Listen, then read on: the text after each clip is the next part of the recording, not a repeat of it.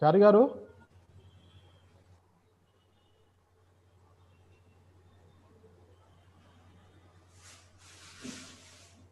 Mahesh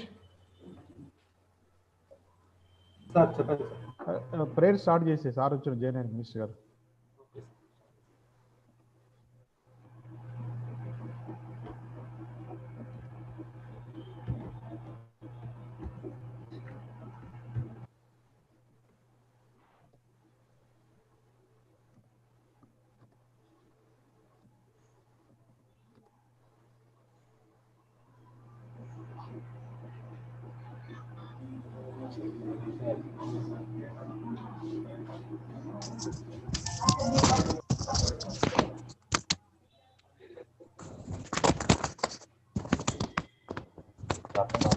Not clear. Yes, sir.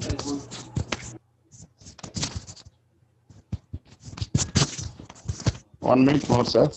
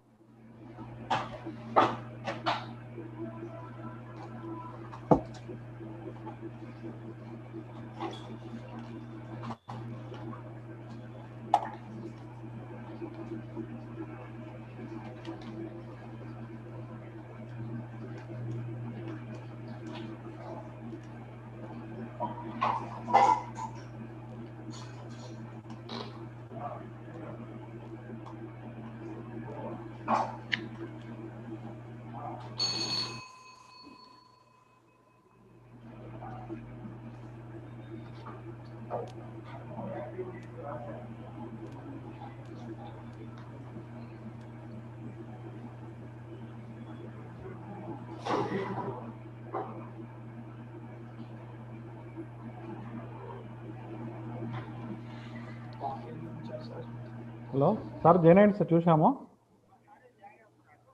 JNI sir చూసాం sir. Start చేస్తున్నాం, ఇప్పుడు ప్రేయర్ వస్తుంది, స్టార్ట్ చేస్తాం.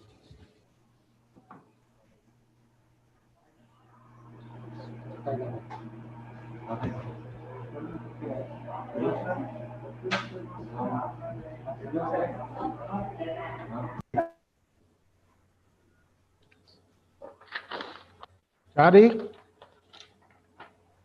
శ్రీనివాసచారి,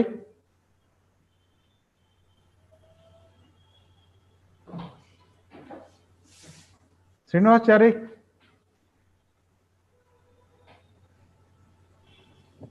హలో, ఇప్పుడు స్టార్ట్. వెల్కమ్ అంటారు సార్. చారి మినిస్టర్ గారు వచ్చారు, ప్లీజ్ స్టార్ట్.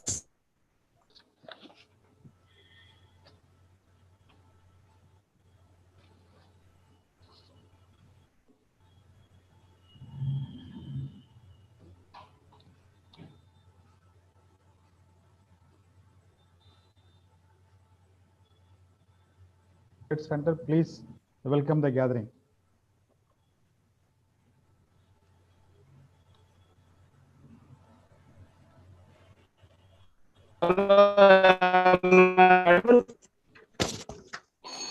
hello. వినిపిస్తుంది చారి. Hello, am I audible? Yes, yes. Sir, welcome address cheyala sir. Yes, you start the welcome address. Okay. Happy National Energy Conservation Day to all. Telangana State Center on my own behalf extend hearty welcome to today's chief guest Sri Jagadish Reddy Garu, Honorable Minister for Energy, Government of Telangana. Special guest Sri Sandeep Kumar Sultania Garu, IAS, Secretary to Government, Department of Energy, Government of Telangana. Guest of honor Engineer N. Janaya Garu, Vice Chairman, Managing and Director, TS Redco, and also Dr. Rameshwar Garu, Chairman, Institution of Engineers, Telangana State Center, Sri CBV Subbarayadu Garu, Convener, ECM and ECM and IEI core committee members and all participants, welcome to you for today's virtual energy celebration. Friends, energy is life. We use energy in our daily life in many ways, many forms. Most of the energy used is derived from fossil fuels like coal, oils, gases, etc. While burning these fuels releases harmful gases which pollute atmosphere and thus leading to health hazards. To reduce emissions, we shall use during COVID-19 lockdown, owing to shutdown of industries, etc. But we can't do same all the time. To reduce emissions, only available opportunities are to increase clean power, renewable generations, etc. The other way to reduce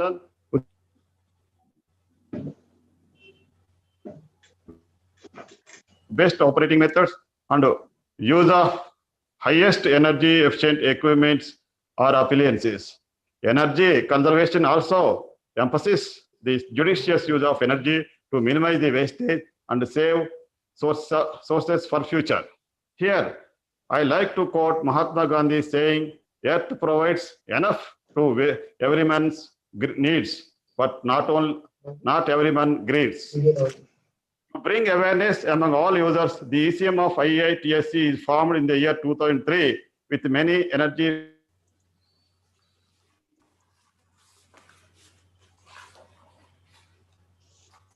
for the noble cause of energy conservation. National Energy Conservation Day is being celebrated every year on December 14th to raise awareness on the importance of energy conservation for present and future generations. Every year, ECM celebrates National Energy Conservation Week from 14th to 20th December because of prevailing COVID-19 pandemic this year. ECM is organizing National Energy Conservation Week celebrations only for 2 days, for 14th and 15th, today and tomorrow. I request you all to participate in all programs and made it grand success. I once again extend hearty welcome to all the. I request the program president, please conduct further proceedings. Thank you. Thank you very much, Chargaru. Thank you. Our respected chief guest, Sri G. Jagadishwar Reddy Garu, Honorable Minister for Energy, Government of Telangana. Respected special guest, Sri Sandeep Kumar Sultania, IAS, Principal Secretary Government, Energy Department, Government of Telangana. Respected guest of honor, Sri N. Janaya, Vice Chairman and Managing Director, TS Redco. Engineer Srinivas Chari, Chairman, ECM, IA, Telangana State Center. Engineer T. Anjaya, Honored Secretary, Institution of Engineers, Telangana State Center. And Professor CBV Subbarayadu, Convener, ECM, and council members, committee members, past chairmen, and distinguished guests, allied participants, energy experts, student, media friends, ladies and gentlemen. Good evening to everybody. It gives me immense pleasure to stand before all of you in this webinar. Such an august gathering. At the outset, I thank the TS Redco Government of Telangana for encouraging us in organizing such an important event, laying stress on the need for the conservation of energy. Energy Conservation Day is celebrated on 14th of December every year by the people all over the world, including India. Our country also observed the 14th to 21st December every year as Energy Conservation Week. The Energy Conservation Act in India was executed by Bureau of Energy Efficiency in the year 2001. National Energy Conservation Day in India is celebrated to create awareness in people about the importance of the energy as well as saving or conserving. The exact meaning of energy conservation is using less energy by avoiding the unnecessary use of energy. Using energy efficiently is very necessary to save it for all the future usage, and energy conservation should be rooted in the behavior of the woman, every human being, to get more effort towards the plan of energy conservation. And yes, it is not only possible for the common man to contribute in using the less energy, but it is also duty of every citizen to reduce energy consumption. Energy conservation mission of IEA has attempted to provide an appropriate and effective platform to the engineers, experts, speakers, and others to exchange their experience and ideas on energy savings. ECM is a mission undertaken by several passionate and like-minded individuals who work on voluntary basis with no expectations and ensure the efficient and optimal usage of the energy in all form and dimension to spread the message to pursuit and proper usage of the energy to all the consumers of energy and spread the interrelatedness of the energy and the environment and the resource utilizations. The main objective of ECM is to create the public awareness and disseminating the information for the promotion and implementation of various measures and aimed at a national energy security and enriched in the Energy Conservation Act 2001. The India's achievement in the energy sector in recent years have been outstanding. I appeal to all the users on the occasion of Energy Conservation Day to take action on a continuous basis in variety of day-to-day things. Sudha garu maatladodante, don't talk. As well as the nations. Let Prime Minister Narendra Modi and his ministers, the government of India, and Honorable Minister Telangana and Minister of Telangana is implementing reforms towards the secure and affordable and sustainable energy system to robust the economic growth. India is also introducing the important energy practicing reforms in the coal, oil, gas, electricity sector, which are fundamental to the further opening the energy market and improving its financial health. India's electricity security has improved markedly through the creation of the single nation power system and major investments in thermal and renewable capacity. India's power system is currently experienced a major shift to higher shares of valuable renewable energy, which is making system a integration and flexibility priority issues. Every conservation plays a very important role because utilization of non-renewable resources also impacts our environment, especially usage of the fossil fuels and supplies to air and water pollutions, such as the carbon dioxide is produced when the oil and coal and gas combust in the power stations and heating systems and engines of the cars. Energy, which is needed for every aspects of the life, plays a key role for the development of the country, and the countries need to use the energy effectively to the advantages in the global competition and ensure the sustainable development. As a former president of USA Mr. Jim Carter says, every act of the energy conservation is more than just common sense. I tell you, it is an act of patriotism. I appeal to all of you, let us dedicate ourselves to cause of the energy conservation, and please start energy conservation today onwards from your house itself. I like to share the few words about the Institution of Engineers for information of our Chief Guest, Honorable Minister, and also engineering fraternity. The engineering fraternity of the nation may feel proud to have the professional body like institution of engineers and serving the fraternity more than 100 years and established the institution is interlinking with the history of the modern day engineering and persist demand of the nation all over the country throughout the length and breadth. The engineering in the institution of engineers is the largest multidisciplinary professional body and encompasses 15 engineering disciplines and gives the engineers a global platform from which to share the professional interest.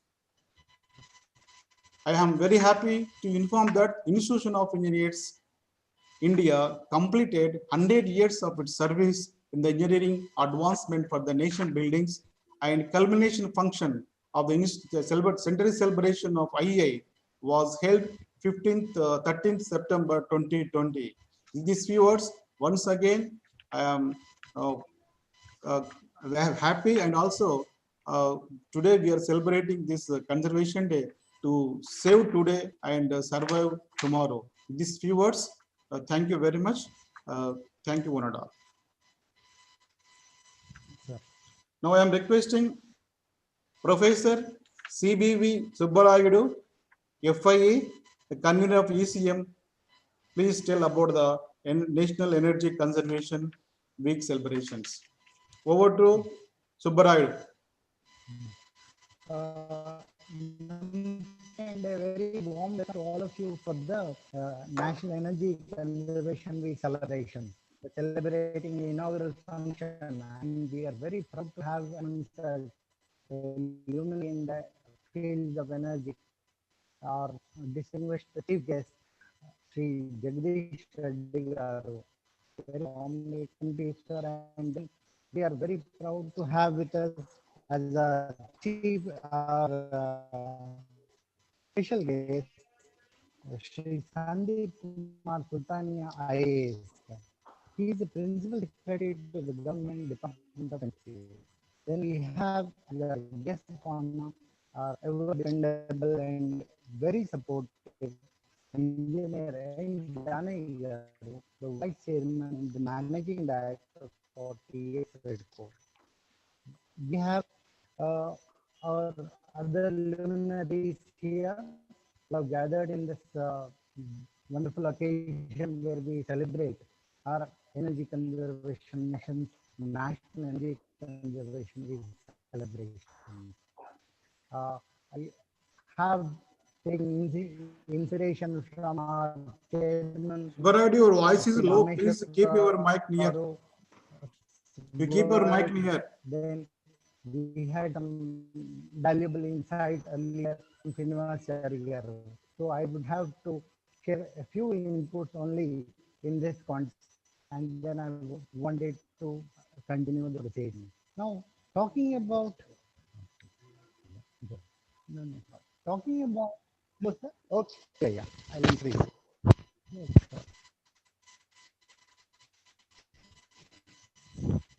yeah. Is it better, sir? Is Now it audible? better. Now better. Now better. Is it audible? It's audible, sir. Now please go ahead. Is it better, sir? Yes, sir. Yes, sir. Subbarayudu. Is it audible? Or I'll remove this one.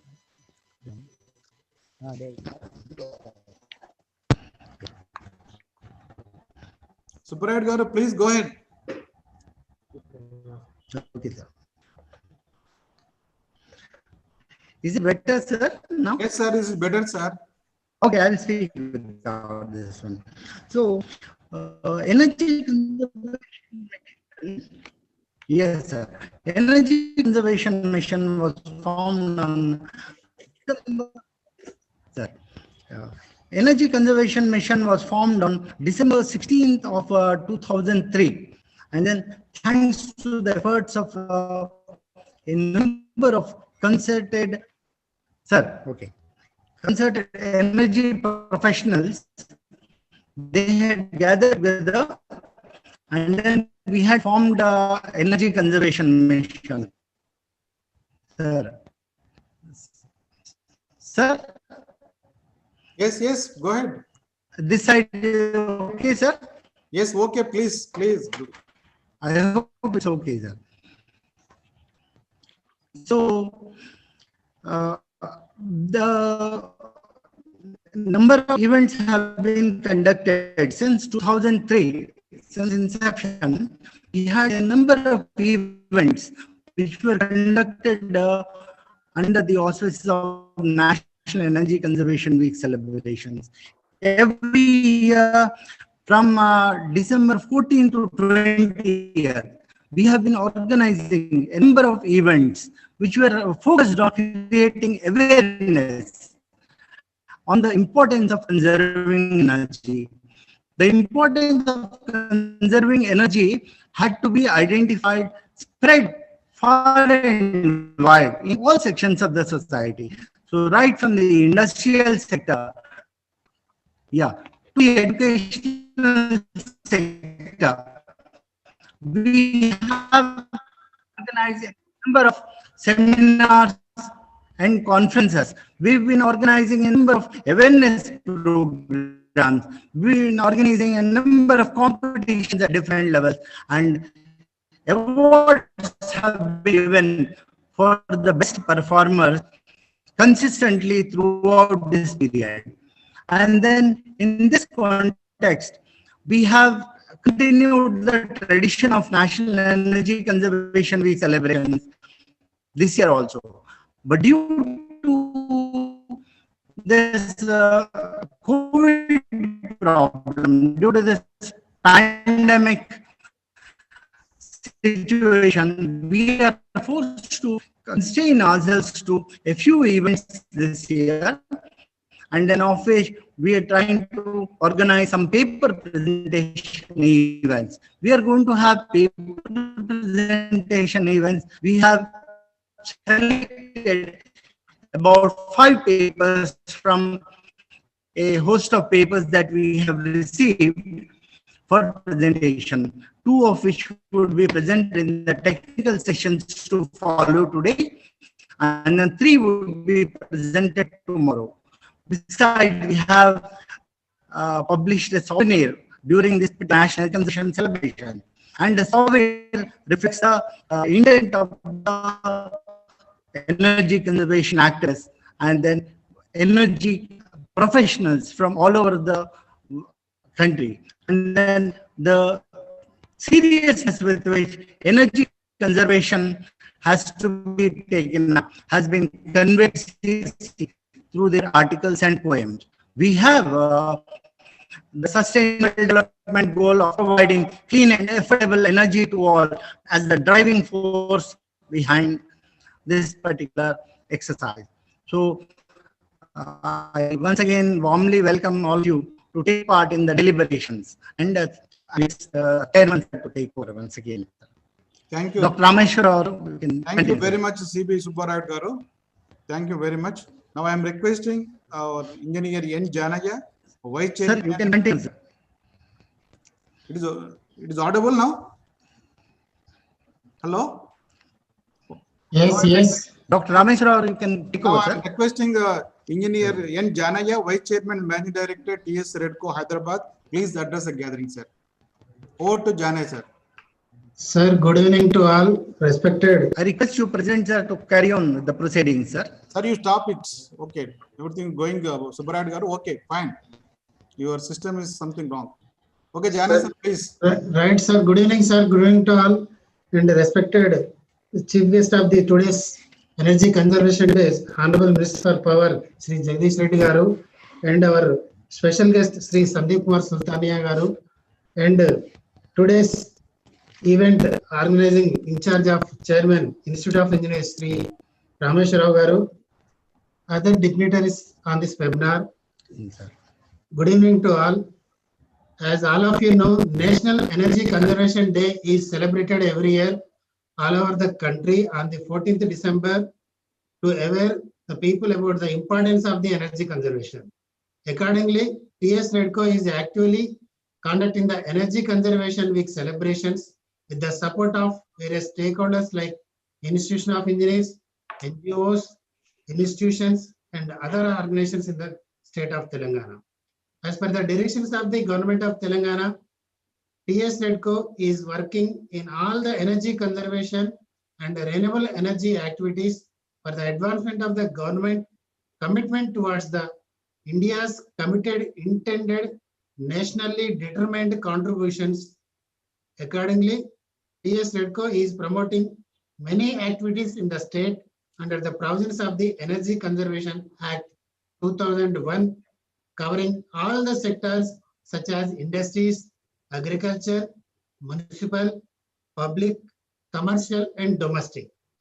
TS Redco is proactively supporting the implementation of Perform, Achieve, and Trade scheme for the designated consumers in the Telangana state, where the large industries like public sector utilities, large hotels are following PAT rules and supporting the government's initiative in increasing the energy efficiency practices.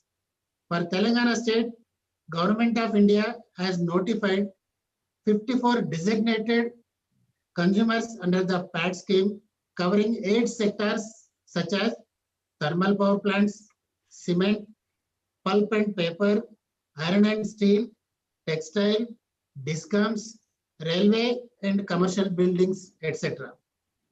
As PAT is a multi-cycle program, first 3 cycles have been successfully completed. Cycle 4th, 5th and 6th are under progress. In the first 2 cycles, 2.45 lakh energy saving certificates have been issued in the government of Telangana, which is equivalent to 2.45 lakh metric tons of oil equivalent of energy. Under the agriculture demand side management, TS Redco have conducted various workshops in improving the energy conservation practices in Telangana agriculture sectors through Krushi Vijnana Kendras across the state. TS Redco is also planning to initiate the pump efficiency program, which would reduce 20% of the energy consumption in the agriculture sector. Under the municipal demand side management capacity building program, TS Redco has conducted hands-on training to the Hyderabad Metro Waterworks and Sewerage Board officials. For this initiative, TS Redco has received the appreciation from the Bureau of Energy Efficiency, and further Bureau of Energy Efficiency has suggested remaining states to follow the Telangana model in conducting the capacity building program for the urban local bodies. Energy efficient LED streetlights are installed in 73 urban local bodies across the state. The installation of the same remaining urban local bodies is under progress. As you are all aware, Telangana is the first state in India initiated the practical implementation of energy conservation building code for the commercial buildings. With the initiative, innovative this program developed by the ECBC Technical Committee, where TS Redco is the key member in providing the support to the urban local bodies for the smooth implementation of the ECBC code. For this, TS Redco with the BE support has established Energy Conservation Building Code Cell at the Administrative Staff College of India and created a pool of expertise within the state under the capacity building. By implementing ECBC as a mandatory, 65 million units of energy savings were estimated. For improving the energy efficiency practices in domestic sector, TS Redco is supporting the implementation of standards and labeling program. Further, TS Redco has implementing the distribution of energy efficient appliances at the affordable price. By implementing the LED streetlights program, distribution of energy efficient appliances around 955 million units of energy has been saved in the state so far. TS Redco has successfully organized the state-specific energy conservation awards in line with the National Energy Conservation Awards program for encouraging the stakeholder how seriously making in attempts in conserving the energy in the state of Telangana. This year also, TS Redco is organizing the program on the last week of these celebrations at the MCRHRD Institute. TS Redco thanks the Honorable Minister for Energy and Secretary to the Energy Department, Government of Telangana, for providing their continuous support to the state designated agency TS Redco in implementing the energy conservation activities in the state of Telangana.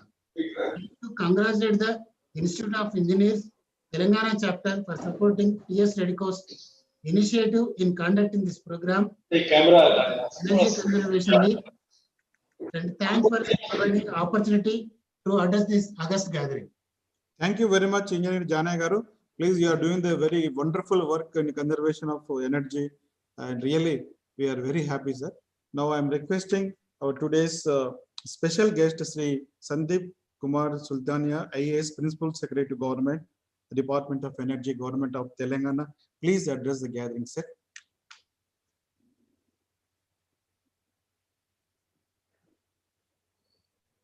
Over to special guest, our Sri Sandeep Kumar Sultania, sir.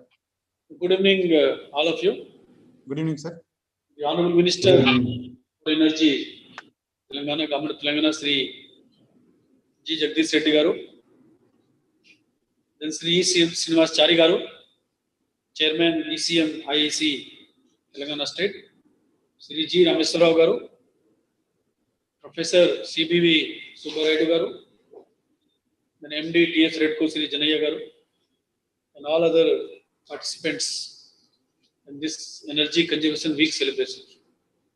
First of all, I would like to congratulate everyone who has made this program a happening one. I know we are all passing through a very, very difficult time, COVID time, where we are not able to meet personally. And under this compulsion, this celebrations where it's happening in virtual mode, though we are supposed to meet personally. I hope in times to come, we are going to do this program at personal level in one-to-one basis.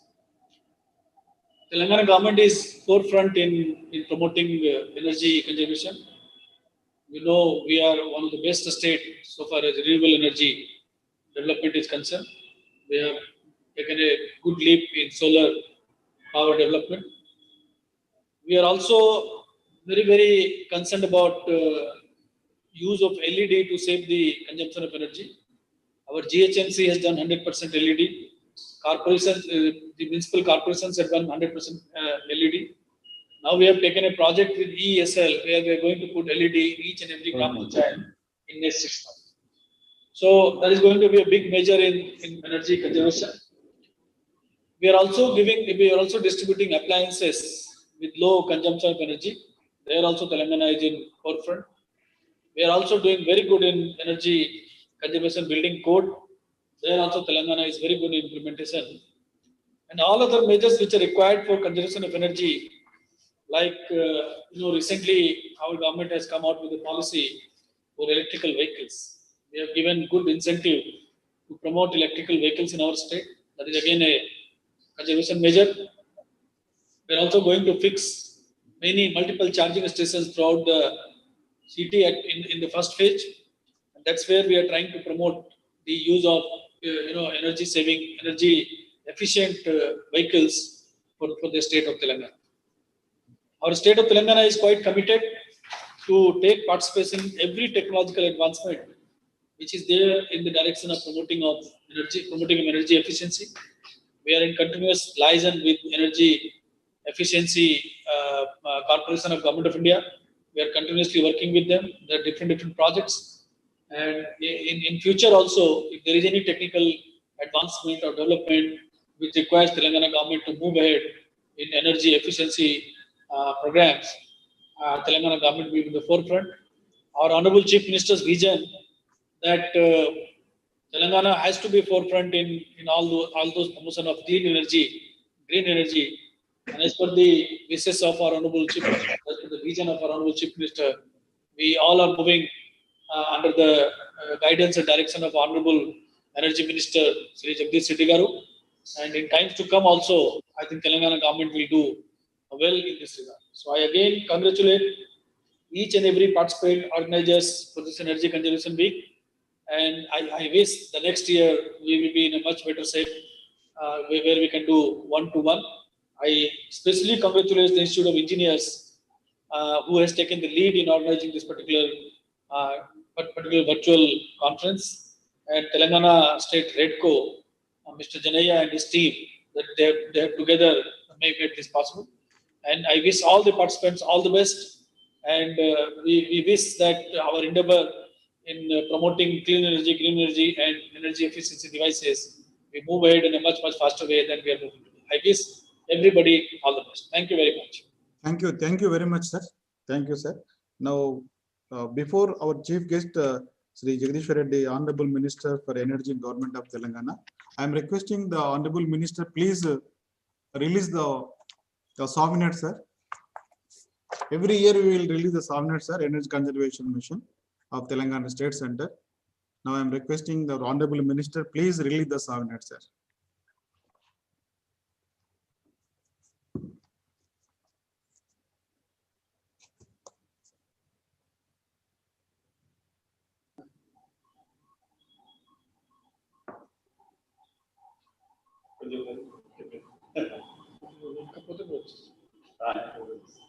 Camera adjust చేయండి.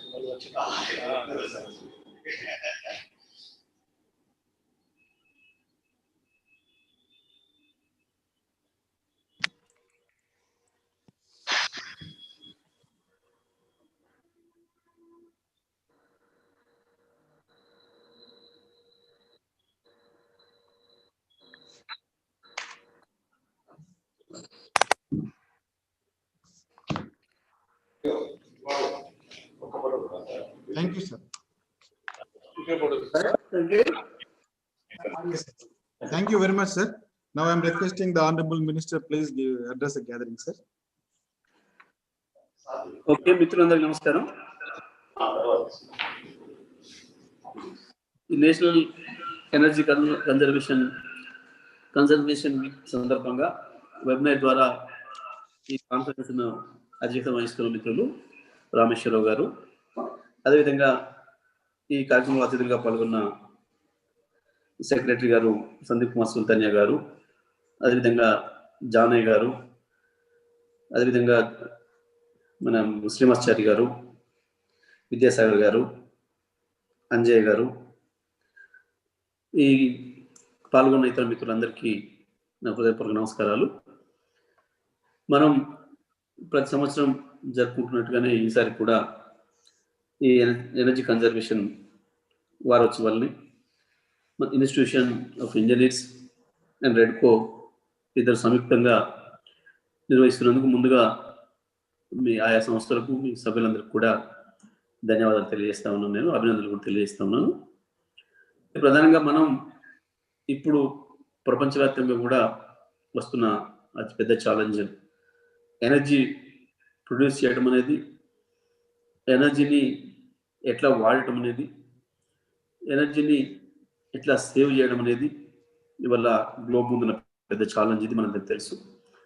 ఎందుకంటే energy అనేది, ఇవాళ విద్యుత్ అనేది మనిషి జీవితంలో ఒక భాగం అయిపోయింది, అందులో సందేహం ఏం లేదు.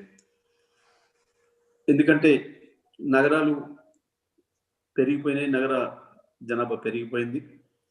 ప్రపంచవ్యాప్తంగా కావచ్చు, భారతదేశంలో కూడా 50% పైగా నగర జనాభానే ఉంది. ఇవాళ నగరాలని కాదు, నగరాల్లోనైతే విద్యుత్ లేకుండా ఒక క్షణం కూడా గడవదనే సంగతి మనకు తెలుసు. అది మంచిలు కావచ్చు, వంట చేసుకోవడం కావచ్చు, ఇతర కార్యక్రమాలు కావచ్చు, ఆఫీస్ తెరవడానికైనా, ఇంట్లో నుంచి లేచి మనం బయటకు రావడానికైనా విద్యుత్ లేకుండా ఏం పని చేయలేని పరిస్థితి వచ్చింది. గ్రామీణ ప్రాంతాల్లో కూడా దాదాపు అదే పరిస్థితి వచ్చిందని చెప్పి మనం చెప్పుకోవచ్చు. ఇదే సందర్భంలో మనం విద్యుత్ వినియోగానికి గతంలోనైతే మనం ఎక్కువగా థర్మల్ పైన ఆధారపడినాం. థర్మల్ విద్యుత్ నుంచి వచ్చే కాలుష్యాన్ని తగ్గించుకోవడానికి వీలైనంత మేరకు మనం సాంప్రదాయక ఇంధన వనరుల నుంచి విద్యుత్తును తీసుకోవాలని చెప్పి, ఉత్పత్తి చేయాలని చెప్పి ప్రపంచవ్యాప్తంగా కూడా మనం అన్ని దేశాలు అంగీకరించిన విషయం మనకు తెలుసు.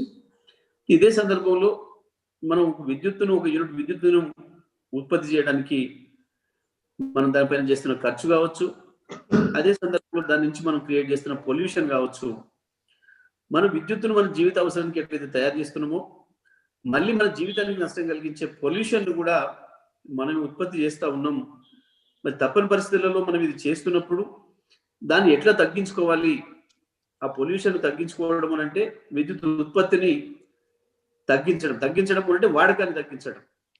దుబారా చేయకుండా అవసరమైనంత మేరకు మాత్రమే మనం విద్యుత్తును వినియోగించుకోగలిగితే కొంతలో కొంత మనం సేవ్ చేసుకున్న వాళ్ళం అవుతాం, పర్యావరణాన్ని సేవ్ చేసిన వాళ్ళం అవుతాం, ఖర్చును కూడా ఆదా చేసిన వాళ్ళం అవుతాం అన్న ఉద్దేశంతోనే ఇది ప్రపంచవ్యాప్తంగా కూడా దీని ఒక పెద్ద సమస్యగా గుర్తించి ఈ ఎనర్జీ కన్జర్వేషన్ వీక్ ను మనం ఏర్పాటు చేసుకోవడం జరిగింది.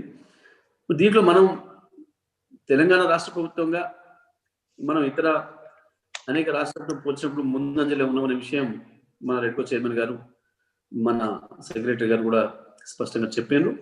సో దీంట్లో మనం ఈ ప్రత్యేకమైన కార్యక్రమంలో ఇన్స్టిట్యూషన్ ఆఫ్ ఇంజనీర్స్ కావచ్చు, ఇతర మన ఎనర్జీ సంబంధించిన ఇతర సంస్థలు, మీ ఎంసీయూ కావచ్చు, మీరందరి కృషి ఎంతో గొప్పది, అందులో సందేహం లేదు. అయితే ప్రభుత్వ పరంగా మనం తీసుకుంటున్న చర్యలు, వివిధ ఇన్స్టిట్యూషన్స్ తీసుకుంటున్న చర్యలు, మనం ఎల్ఈడి లైట్లు ఇతర పద్ధతుల ద్వారా మనం విద్యుత్తును ఎట్లా ఆదా చేస్తాం అనే విషయంలో మనం అన్ని చర్యలు తీసుకుంటూ ముందున్నాం. ఇదే సందర్భంలో దీంట్లో అన్నిటికంటే ప్రధానమైంది ప్రజల పాత్ర. ప్రజలు దీన్ని సరిగా అర్థం చేసుకొని వాళ్ళు కనుక దుబారా తగ్గించుకోగలిగితే ప్రజలకు ఖర్చు తగ్గుతుంది, అదే సందర్భంలో పొల్యూషన్ తగ్గుతుంది. విద్యుత్ వినియోగం తగ్గించడం ద్వారా మనం ఒకవైపు మనం భూమిని రక్షించుకున్న వాళ్ళం అవుతాం, మన పర్యావరణాన్ని రక్షించుకున్న వాళ్ళం అవుతాం, మన ఆదాయాన్ని కూడా మనకి ఇతర ఖర్చులు వినియోగించుకోవడానికి ఉపయోగపడే పద్ధతుల్లో చేసుకున్న వాళ్ళం అవుతాం అనే విషయాన్ని ప్రజలకు ఎక్కువగా చెప్పాల్సిన అవసరం, ప్రజల్లో అవేర్నెస్ తీసుకురావాల్సిన అవసరం ఉంది. మరి మన గతంలో మనం ఇదే సంస్థల ద్వారా మనం మార్నింగ్ వాక్ ఏర్పాటు చేయడం కానీ, ఎనర్జీ వాక్ ఏర్పాటు చేయడం కానీ, ఇతర కార్యక్రమాల ద్వారా ఎంతో ఎన్లైట్ చేయడానికి మీరందరూ కూడా కృషి చేస్తూ ఉన్నారు. ఈ కృషిని ఇంకా మనం కొనసాగించాల్సిన అవసరం ఉంది. మనం చూస్తే ఈ మధ్యకాలంలో తెలంగాణ రాష్ట్ర ప్రభుత్వంగా గౌరవ ముఖ్యమంత్రి గారు ఒక విషయంలో గొప్ప విజయాన్ని సాధించారు. అది మొక్కలు నాటే విషయంలో. వాస్తవానికి గతంలో మొక్కలు నాటడం అనేది కేవలం ఒక ఫారెస్ట్ డిపార్ట్మెంట్ సమస్య లాగానే, వారి యొక్క కార్యక్రమం లాగానే చూసే సమాజం అంతా. అటవీ శాఖ మొక్కలు నాటిపోతుంది, వెనకబడి వచ్చిన ఆయన మేఘాలు తీసుకొచ్చి చెట్లు మేపుకుంటూ పోతుండే సామెతలు మనం గతంలో చూసినాం. ఎందుకంటే ప్రజల భాగస్వామ్యం లేకపోవడం వల్ల, కేవలం దాని ఒక డిపార్ట్మెంటల్ ఇష్యూగా చూడడం వల్ల. కానీ గౌరవ ముఖ్యమంత్రి గారు ఈ ప్రమాదాన్ని గమనించి ఇది మొత్తం సొసైటీ బాధ్యత, ఈ చెట్లు లేకపోవడం అనేది అనేక అనర్థాలకు దారితీస్తుంది, అటు కరువు రావటం, వర్షాభావ పరిస్థితులు రావటం, కోతులు కూడా ఊళ్ళకి వచ్చి ఊళ్ళ మీద పడి నాశనం చేయడం, ఈ రకంగా పర్యావరణ సమస్యలు రావడం, వీటన్నిటికీ కారణం చెట్లు లేకుండా చేయడం, అడవులు లేకుండా చేయడం. మరి చెట్లను పెంచాల్సిన బాధ్యత సమాజంలో ప్రతి ఒక్కరిది అని చెప్పి తెలంగాణ ఉద్యమాన్ని ఎట్లయితే తీసుకొచ్చిందో, ఈ మొక్కలు నాటే దాన్ని కూడా ఒక మొక్కలు నాటే ఉద్యమాన్ని తీసుకొచ్చి స్కూల్ పిల్లల నుంచి వృద్ధుల వరకు ప్రతి ఒక్కరిని భాగస్వామ్యం చేయడం ద్వారా ఇవాళ తెలంగాణ రాష్ట్రంలో బ్రహ్మాండమైన చైతన్యం వచ్చింది. మొక్కల్ని నాటడమే కాదు, మొక్కల్ని సంరక్షించుకునే బాధ్యతను కూడా ఇవాళ కేవలం మన కొన్ని ఇన్స్టిట్యూషన్స్, ఏదో గ్రామ పంచాయతీలు, మున్సిపాలిటీలే కాకుండా మొత్తం అన్ని డిపార్ట్మెంట్ల అధికారులు, స్కూల్ విద్యార్థులు, పెన్షన్ తీసుకున్న ముసలివారు, పెద్ద మనుషులు, ఆసరా పెన్షన్లు పొందుతున్న వారు కూడా ఆ ఇంటి మీద కూర్చున్న మొక్కను నాటుకోవాలి, పెంచుకోవాలి, పిల్లలు నాటిన మొక్కల్ని పెంచాలి, రోజుకొకరు ఒక నీళ్లు పోసి, 1 లీటర్ నీళ్లు పోసి అయినా ఒక చెట్టును పెంచుకోవాలన్న ఒక చైతన్యాన్ని మన ముఖ్యమంత్రి గారు ఇవ్వడం ద్వారా ఇవాళ తెలంగాణ రాష్ట్రంలో ఎక్కడ చూసినా, గ్రామాలలో చూసినా, పట్టణాలలో చూసినా, రోడ్ల వెంబడి చూసినా చెట్లు ఏ రకంగా పెరుగుతున్నాయో మనకు అర్థమవుతా ఉంది. మరి అదే పద్ధతుల్లో ఈ విద్యుత్తు వినియోగాన్ని తగ్గించి, విద్యుత్ దుబారాను తగ్గించి, విద్యుత్తును ఆదా చేయడానికి కావాల్సిన పద్ధతుల్లో కూడా చర్యలు పెద్ద ఎత్తున ఉద్యమంలాగా రావాల్సిన అవసరం ఉంది. అయితే మీకు అందరికీ కూడా ఇంకో ఈ సందర్భంగా ఒక విషయం చెప్పాలి. అందరికంటే ఎక్కువ ఈ రాష్ట్రంలో అవార్డు పొందడానికి అర్హత ఉన్న వ్యక్తి ఎవరు అంటే మన ముఖ్యమంత్రి గారి వ్యక్తిగతంగా కూడా. ఎందుకు అనంటే ప్రభుత్వపరమైన చర్యలు పక్కన పెడితే ఇవాళ కేవలం ముఖ్యమంత్రిగా వీరు కేసీఆర్ గారు వచ్చిన ఈ 7 సంవత్సరాల నుంచి కన్జర్వేషన్ గురించి మాట్లాడడం కాదు, మాకు 20 సంవత్సరాల నుంచే ఎనర్జీ కన్జర్వేషన్ ఎట్లా చేయాలి అని చెప్పి చూపించేవారు. నాకు మొదటి రోజు ముఖ్యమంత్రి పరిచయం అయిన రోజు కూడా ఉద్యమకారుడిగా నేను వెళ్ళినప్పుడు వారు ఉన్న రూమ్లోంచి మేము బయటకు వచ్చేటప్పుడు మమ్మల్ని అందరినీ పంపించి ముందు వారే ఆగి లైట్ స్విచ్ ఆఫ్ చేయడము, ఫ్యాన్ స్విచ్ ఆఫ్ చేయడము, ఆ తర్వాత బయటకు రావడం ఇది ప్రతిరోజు దినచర్యగా ఉంటుంది ముఖ్యమంత్రి గారికి. మనం చాలా మందిని చూస్తాం, మన ముఖ్యమంత్రిలో మన ముఖ్యమంత్రి స్థాయి కూడా అక్కర్లేదు, చిన్న చిన్న కొద్ది గొప్ప ప్రోటోకాల్ ఉన్నవారు లేదా ఇతరులు చూసినప్పుడు ఎంతో హడావుడి చేసి ఆఫీసర్ వచ్చే ముందు లేదా పలానా ప్రజాప్రతినిధి వచ్చే ముందే ఆ మొత్తం లైట్లు వేసి పెట్టాలి, ఏసీ వేసి పెట్టాలి, టీవీలు వేసి పెట్టాలి అని చెప్పి హడావుడి పడి మళ్ళీ మనం వెళ్ళిపోయిన తర్వాత వాళ్ళు క్లోజ్ చేయడానికి మనం గమనిస్తాం. కానీ ముఖ్యమంత్రి గారు తనే స్వయంగా ఎప్పుడైనా సరే తను గదిలోకి వెళ్తున్నప్పుడు లైట్లు వారే వేసుకోవడం, ముందే చెప్పి పెడతారు, ఎవరు కూడా వేయొద్దు, దుబారా చేయొద్దు, మనం ఎక్కడ ఎంతసేపు అవసరమో అన్ని నిమిషాలు లేదా అన్ని క్షణాలు మాత్రమే ఎనర్జీని వాడాలి అన్న సూత్రాన్ని ముఖ్యమంత్రి గారు నేను చూస్తున్నప్పటి నుంచి 20 సంవత్సరాల నుంచి కూడా పాటిస్తూ ఉన్నారు. నాకు అది మొదట్లో ప్రారంభంలో మాకు ఆశ్చర్యం వేసేది. నేను అడిగినాను ఒక సందర్భంలో, మీరెందుకు లైట్లు పనిచేస్తారు, తర్వాత పిల్లవాడు చేస్తాడు కదా అని అంటే, ఈ మనం వెళ్ళిపోయిన తర్వాత ఆ రూమ్ బాయ్ రావడానికి పెట్టే సమయం ఏదైతుందో, ఈ సమయంలో జరిగిన విద్యుత్ వినియోగం ఏదైతుందో ఇది దుబారా అవుతుంది. దీన్ని సేవ్ చేయడం ద్వారా ఇంకొరైనా వాడుకోవడానికి అవకాశం ఉంటుంది అక్కడ. ఎందుకంటే రాష్ట్రంలో ఆనాటికి విద్యుత్ కొరత ఎంత తీవ్రంగా ఉందో మనకు తెలుసు. విద్యుత్ కొరతను దృష్టిలో పెట్టుకొని ముఖ్యమంత్రి గారు ఆ రోజు నుంచే అంత స్పష్టంగా వారు స్వయంగా వారే లైట్ వేసుకోవడం, లైట్ తీసేయడం, ఫ్యాన్ వేయడం, తీసివేయడం, అక్కర్లేని సందర్భంలో ఏసీ పొరపాట్లు కూడా నడవలేకుండా ఉండాలని చూడటం. అంతేకాదు, ఎప్పుడైనా ముఖ్యమంత్రి గారు ఇంట్లో నడుస్తున్నప్పుడు కానీ లేదా ఇవాళ ప్రగతి భవన్ సంబంధించిన ఆఫీసులో నడుస్తున్నప్పుడు కానీ ఎక్కడైనా లైట్ అక్కర్లేని చోట లైట్ వెలుగుతున్నట్టు కానీ లేదా ఒక రూమ్ లో మనిషి లేకుండా ఫ్యాన్ తిరుగుతున్నట్టు కానీ గమనిస్తే ఇంకోటి చెప్పకుండా తనే అటు నడుస్తుంటారు. అంటే తన యొక్క తీవ్రత చెప్పాలి ఇతరులకు అని చెప్పి తనే అమలు చేయాలని చెప్పి ముఖ్యమంత్రి గారు చేసే విధానం చూస్తే మాకు ప్రారంభంలో ఆశ్చర్యం అనిపించింది. తర్వాత అర్థమైంది, అంటే ఈ రాష్ట్రంలో, ఈ దేశంలో విద్యుత్ వినియోగం ఎట్లా చేయాలి, విద్యుత్ దుబారాను ఎట్లా ఆపాలి అనే విషయంలో ముఖ్యమంత్రి గారికి ఉండే స్పష్టత నిజంగా కూడా ఆశ్చర్యపట్టేది. మరి అదే పద్ధతుల్లో ఇవాళ మనం చూసినప్పుడు మనం విద్యుత్తును 24 గంటల విద్యుత్ అందుబాటులోకి తెచ్చిన తర్వాత ప్రారంభంలోనే చాలా మంది బిల్లులు పెరిగినాయి మాకు అని చెప్పి మాట్లాడేవారు. అంటే అక్కడికి మించి వాడటము విద్యుత్ ఉంది కదా అని చెప్పి దానికి దుబారా చేయడం కూడా మనం చూస్తా ఉన్నాం. మొన్న కూడా మనం చూసినప్పుడు ఈ కోవిడ్ వచ్చిన సందర్భంలో ఇళ్లలో ఉండడం ద్వారా ఎక్కువ విద్యుత్ వినియోగం చేసి కూడా బిల్లులు పెరిగినాయని చెప్పి మాట్లాడిన సందర్భాన్ని మనం చూసినాం. విద్యుత్తును వినియోగించేటప్పుడు అది అందుబాటులో ఉన్నా సరే మనకి ఎంత అవసరమో, ఎన్ని నిమిషాలు ఎన్ని గంటలు అవసరమో అంతసేపే వాడుకోవడం ద్వారా ఈ విద్యుత్తును ఆదా చేసుకోవచ్చు, ఖర్చు తగ్గించుకోవచ్చు అని ప్రజలకు మనం చెప్పాల్సిన అవసరం ఉంది. మనం చూస్తుంటాం చాలా చోట్ల ఇళ్లలో, ఆఫీసులలో కూడా అక్కర లేకుండా రాత్రిపూట లైట్లు వేసి ఉండడం, ఎక్కువ లైట్లు వేసి ఉండడం, ఇవన్నీ కూడా మనం చూస్తూ ఉంటాం. ఒక కిటికీ చుట్టూ 10 లైట్లు వేసుకుని ఉండడం, ఇట్లాంటివి కూడా మనం చూస్తూ ఉంటాం. తెలియకుండా మనం కూడా మన ఇళ్లలో కూడా ఆ పని చేస్తూ ఉంటాం. మరి తప్పకుండా ప్రతి ఒక్కరం కూడా ఈ విద్యుత్ దుబారాను తగ్గించాలి, విద్యుత్తును అక్కర్లేనప్పుడు విద్యుత్తును వాడకాన్ని తగ్గించాలి. ఈ విషయంలో దీన్ని తప్పకుండా ఒక ప్రజా ఉద్యమంలాగా తీసుకురావాల్సిన అవసరం ఉంది. ఇవాళ మరి దీన్ని, ఈ విద్యుత్ కన్జర్వేషన్ వారోత్సవాలని మరి విజయవంతంగా నడిపిస్తూ మరి ఏదైతే కృషి చేస్తూ ఉన్నారో మీరు, మన ఇన్స్టిట్యూషన్ ఆఫ్ ఇంజనీర్స్ కావచ్చు, రెడ్కో కావచ్చు, ఈ ఈసీఎం కావచ్చు, మరి మీరు అందరూ కూడా దీన్ని ఇదే పద్ధతుల్లో కొనసాగించాలని, తప్పకుండా మా వంతుగా మేము సహకారం అందించడానికి సిద్ధంగా ఉన్నామని చెప్పి తెలియజేస్తూ, మరి ఈ కార్యక్రమానికి నన్ను ఆహ్వానించిన మిత్రులందరికీ కూడా నేను ధన్యవాదాలు తెలియజేస్తూ సెలవు. Thank you very much sir. ప్రతిసారి మీరు మార్నింగ్ ఎనర్జీ వాక్ వచ్చేవాళ్ళు సార్. ఈసారి బికాస్ ఆఫ్ కోవిడ్ వల్ల ఎనర్జీ వాక్ లేదు సార్. ఈ ప్రోగ్రామ్ కూడా మినిమం తమరు వస్తుందంటే 2 hours అయ్యింది సార్. ఈసారి బికాస్ ఆఫ్ మనము వెబినార్లు చేస్తున్నందుకు తక్కువ టైంలో ప్రోగ్రామ్ అయిపోతుంది సార్. నా really we are very happy sir. మీరు ఎంత బిజీ ఉన్నా కూడా ఈ రోజు ఈ కార్యక్రమంలో పాల్గొన్నందుకు మా ఇన్స్టిట్యూషన్ తరఫున మీకు నిజంగా ప్రత్యేక ధన్యవాదాలు తెలియజేసుకుంటున్నాం sir. Now I'm requesting our honoured secretary T Anjaiah, please propose the vote of thanks. Anjaiah garu unmute చేసుకోండి. అంజయ్య గారు. Before vote of thanks, we have pledge, sir. Pledge. Oh yes, now pledge. Vidyasagar of pledge, please. Sorry, now we are doing the pledge, sir. Now I am requesting V. Vidyasagar FIE and former CGM, Yes, sir. Yes. PLC and member of the core committee ECM. Please, sir.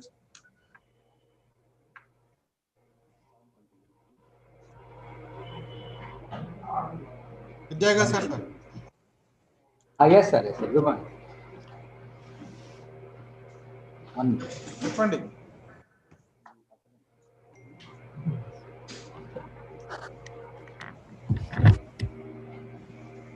Sir. Sir, good evening, sir. Good evening, everybody, sir. Today's chief guest, respected Honorable Minister Sri Jagdish Reddy Garu, respected Principal Secretary Garu, Sri Sandeep Sultania Garu, respected Chairperson, IEA, Sri Ramon Garu, then Chairman ECM, Srinivasachari Garu, Convener Subbarayani Garu, Andarki Namaskaram. Today, since it's the Energy Conservation Day, so we wish to pledge all ourselves, and I will read out the pledge, sir.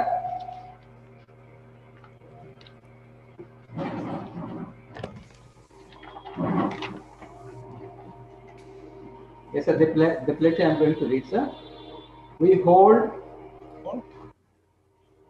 the Earth's energy resources as a trustee, and it is the duty of every citizen to utilize the same and to utilize the same in such a way that we leave behind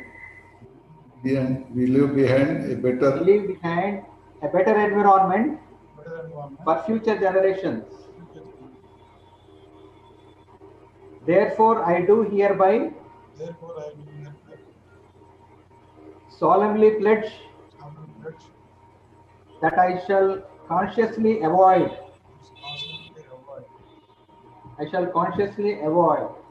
any wastage of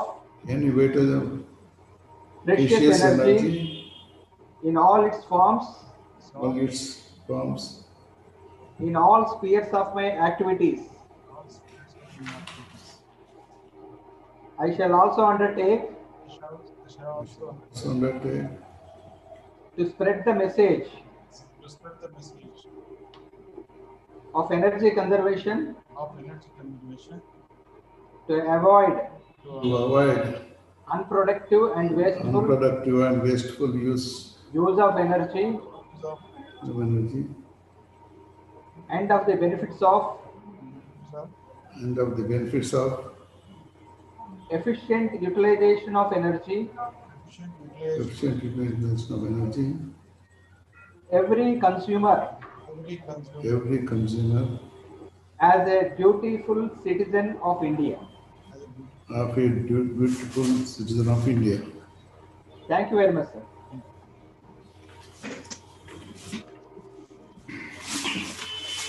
Thank you, Vidyasagar sir. Thank you very much. Now I am requesting T. Anjaya, Honored Secretary. Please propose a vote of thanks, sir. Respected chief guest, am I audible, sir? Yes, yes, sir.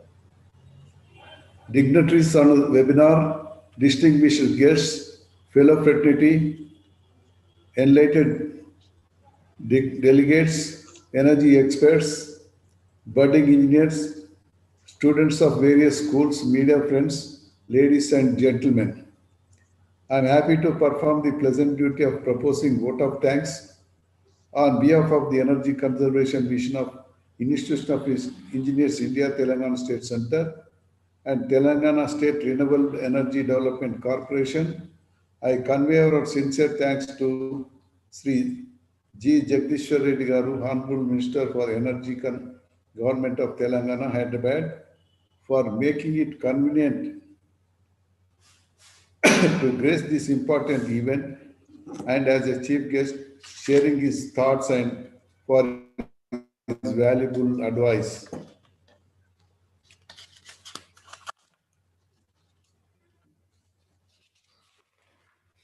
I also thank Sri Sandeep Kumar Sultania IAS, Principal Secretary Government Department of Energy, Government of Telangana, Hyderabad, for making it convenient to participate in this webinar and grace the occasion as special guest and address the participants. I also thank Sri N. Janaya, Vice Chairman and Managing Director, TS Redco, for gracing this occasion as guest of honor and share his experience with us. I also thank TS Redco for extending financial support for successful conduct of this important event. I convey our thanks to experts who will be contributing the papers on 14th and 15th December 2020 for publication in the digital Soundnet. I also convey thanks to the students of various schools for writing the poems for the digital seminar. I thank the managements of media, including electronic media, for defeating their representatives for their unstinted support to all our endeavors. Thanks. Thank you, one and all. Once again, thanks, sir. Thank you very much, Anjaya. Anjaya garu. Now we will close by Janaganamana. Sir.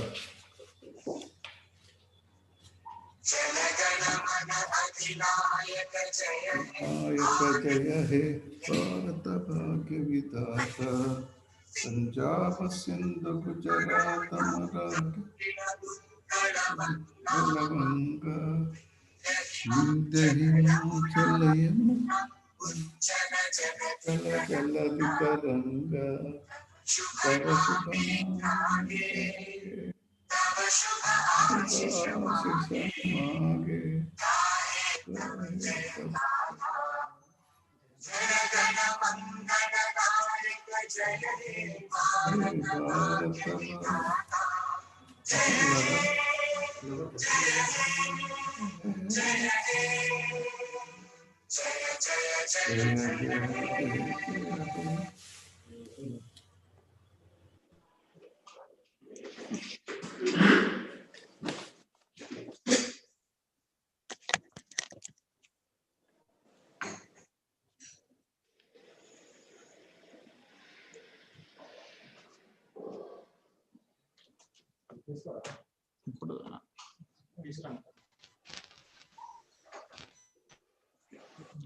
Now I am requesting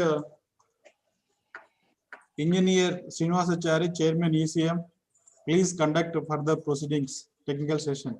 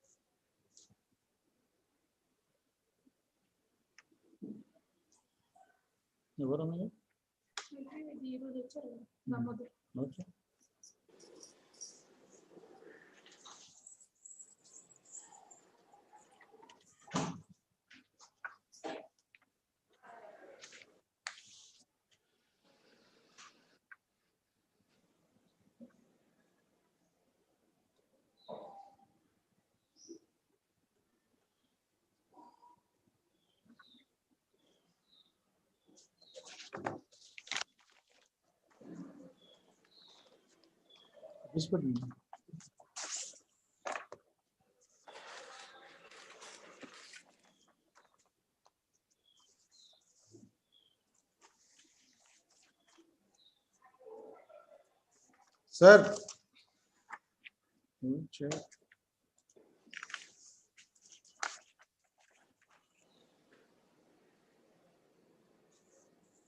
Now technical session 1.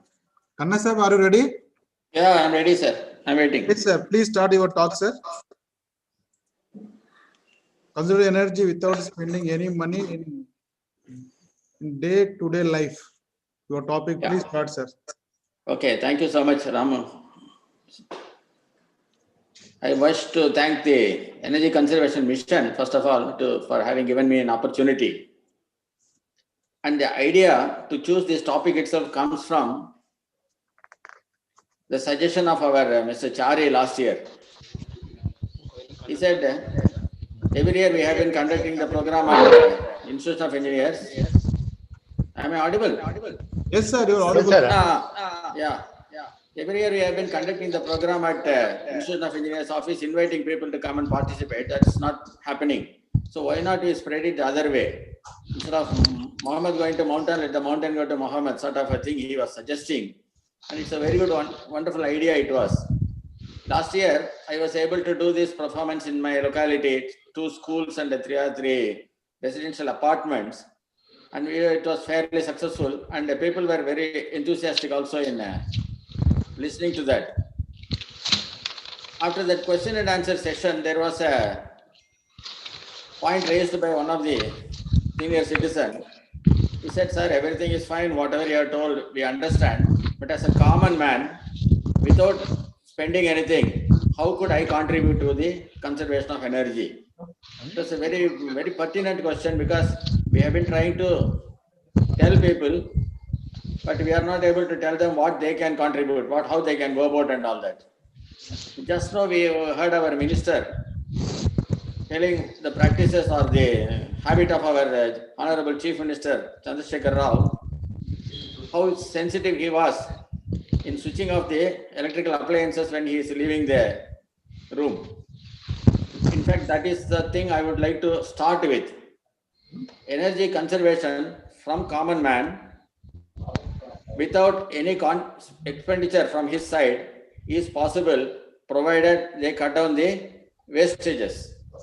So, first slide, please. Can I have the first slide?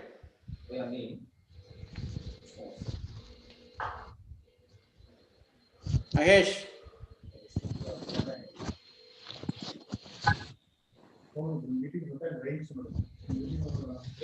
Mahesh, can I have the first slide? Yes, sir. Please. మీకు కనబడుతుందా sir? Visible ఉందా sir? Yeah, I am able to see. Hello. You got the first slide, sir? Please give the first slide. Hello.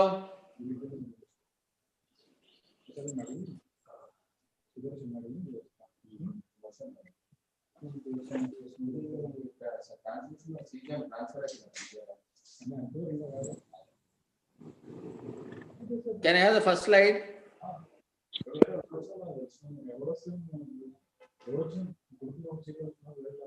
Hello వినపడుతుందా బాబు? వాళ్ళు అడిగేది ఎక్కడ? First slide పెట్టండి. Slide పెట్టండి sir. 1 minute sir, పెడుతున్నాను. Okay.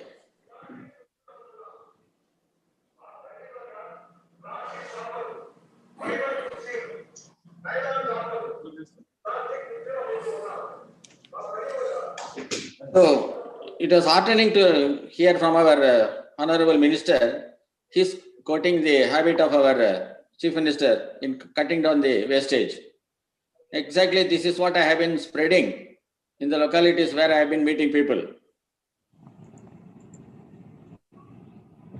Yeah, next one. Next slide.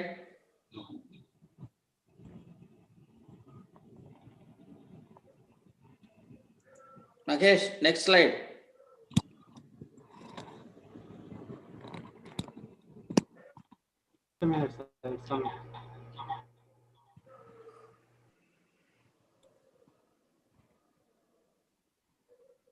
See, avoiding wastage of energy indirectly results in saving energy and helps in energy conservation. This is what I am trying to convey.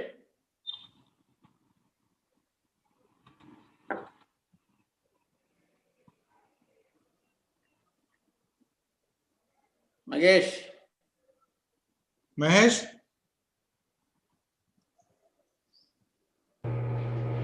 Change slide. Change slide.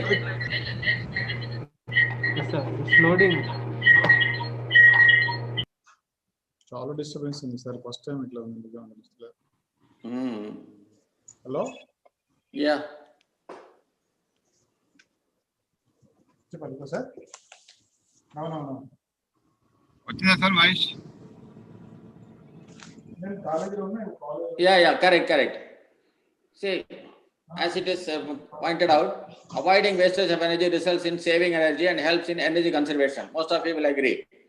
And this could be accomplished by every one of us by simply changing our attitude to conserve. So I am going to discuss something about simple zero cost practices that enable saving or conserving energy. Go to the next slide. Next.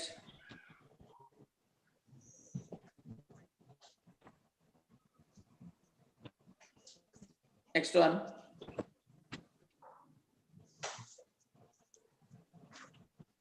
So where all we are using day-to-day use at home, first of all, we use power for heating. We also use power for cooling. We need power for washing. We need for lighting and also for commuting. Simple activities without any expenses, in fact, results in economic gain in addition to saving energy and environment. Next slide. Next. Yeah. Heating activity. It is all very well known. We need hot water early in the morning for having bath. Okay, even if it is not wintry weather, generally it is suggested that warm water bath is more helpful and refreshing to the person. So we need heating of water for cleaning purposes. We also need heat energy for cooking.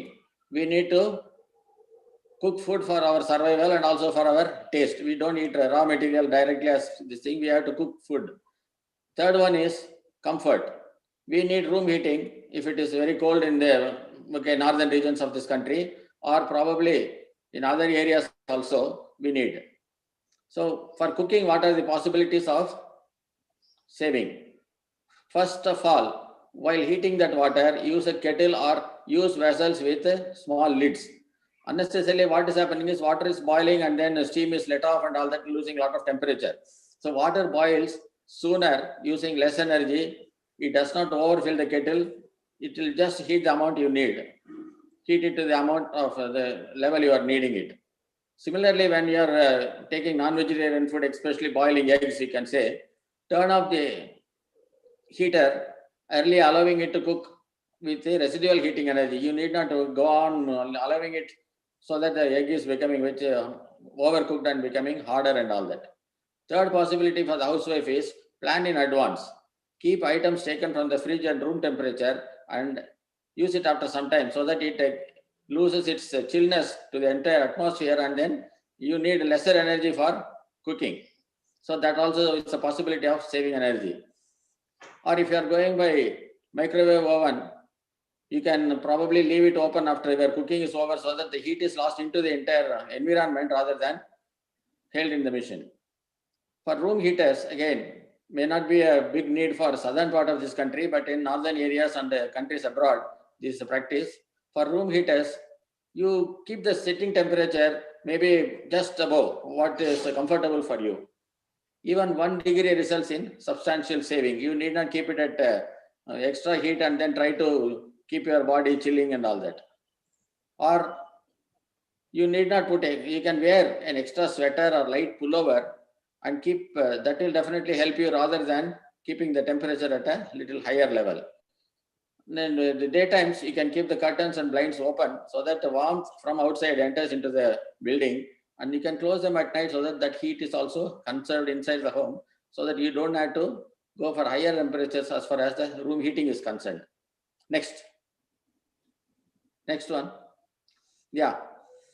Refrigeration. It's very common, whether it is residence, whether it is a hotel or a shop, whatever it is, refrigeration is becoming a must.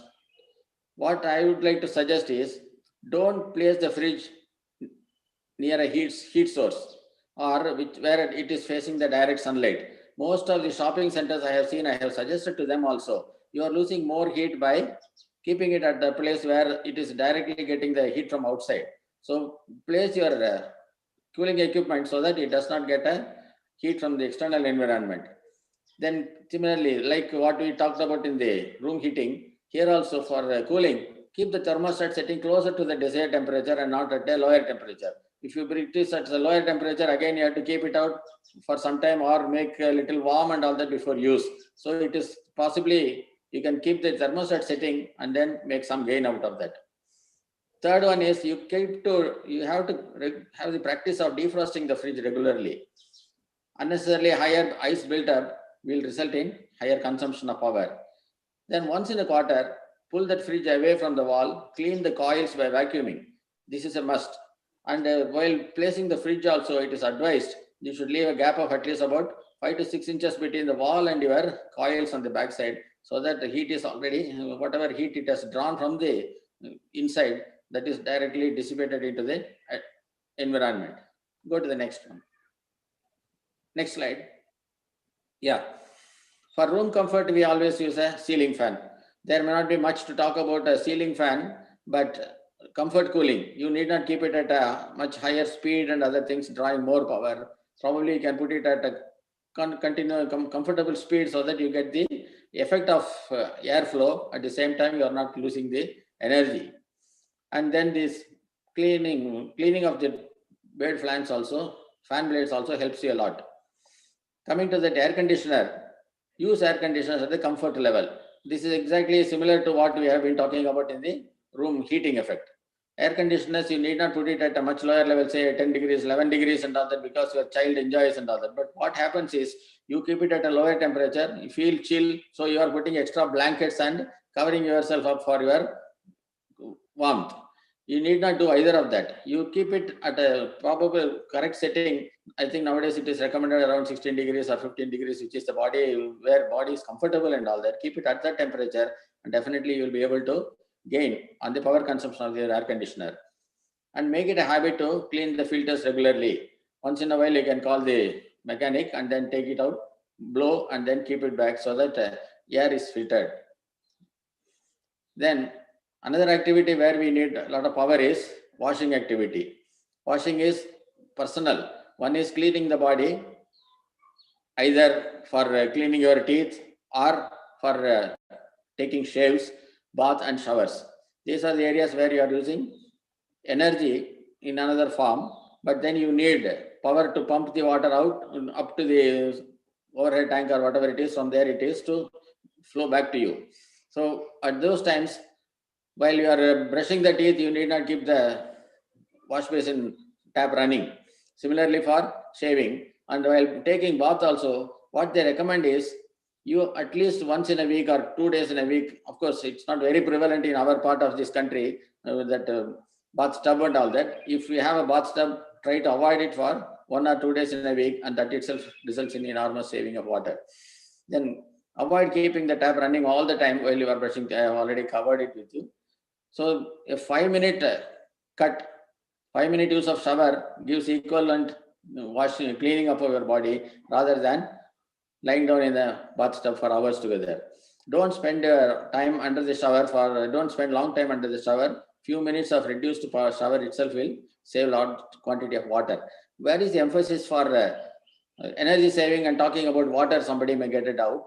Why I am talking here is consumption of water. Earlier in olden times, probably we had a well in every house, and even that well, you need to put a pump and then pump the water up to the higher overhead tank level and then use that. So even for usage of water, you need to pump, use energy. And today's situation, every house literally is supplied only with Manjira water. Thanks to the planning and execution by GHMC, every one of us are comfortable, but then what we understand is that whether it is Krishna water or Godavari water, it is getting pumped from over about 200 kilometers from Hyderabad. There are quite a number of substations in between. You count the energy consumed by those huge pumps en route, and then the substation, manpower, and maintenance and other costs. All these costs are being dumped on the public who are utilizing the water, in addition to saving cost of pumping so much of water. You will also be able to save on the electricity which is being consumed by the government for supplying you this water. So the emphasis is simultaneously you are able to help yourself and also help the nation in saving water. Next. Next slide. Yeah. Other area where you need water usage is cleaning up of the vessels. We need to clean the vegetables and even the vessels before cooking, and then post cooking also you need to wash the vessels. So the easier way is soak the thing in water before washing. Soak it for some time. That will definitely result in consumption of lesser quantum of water while you are trying to clean up the vessels.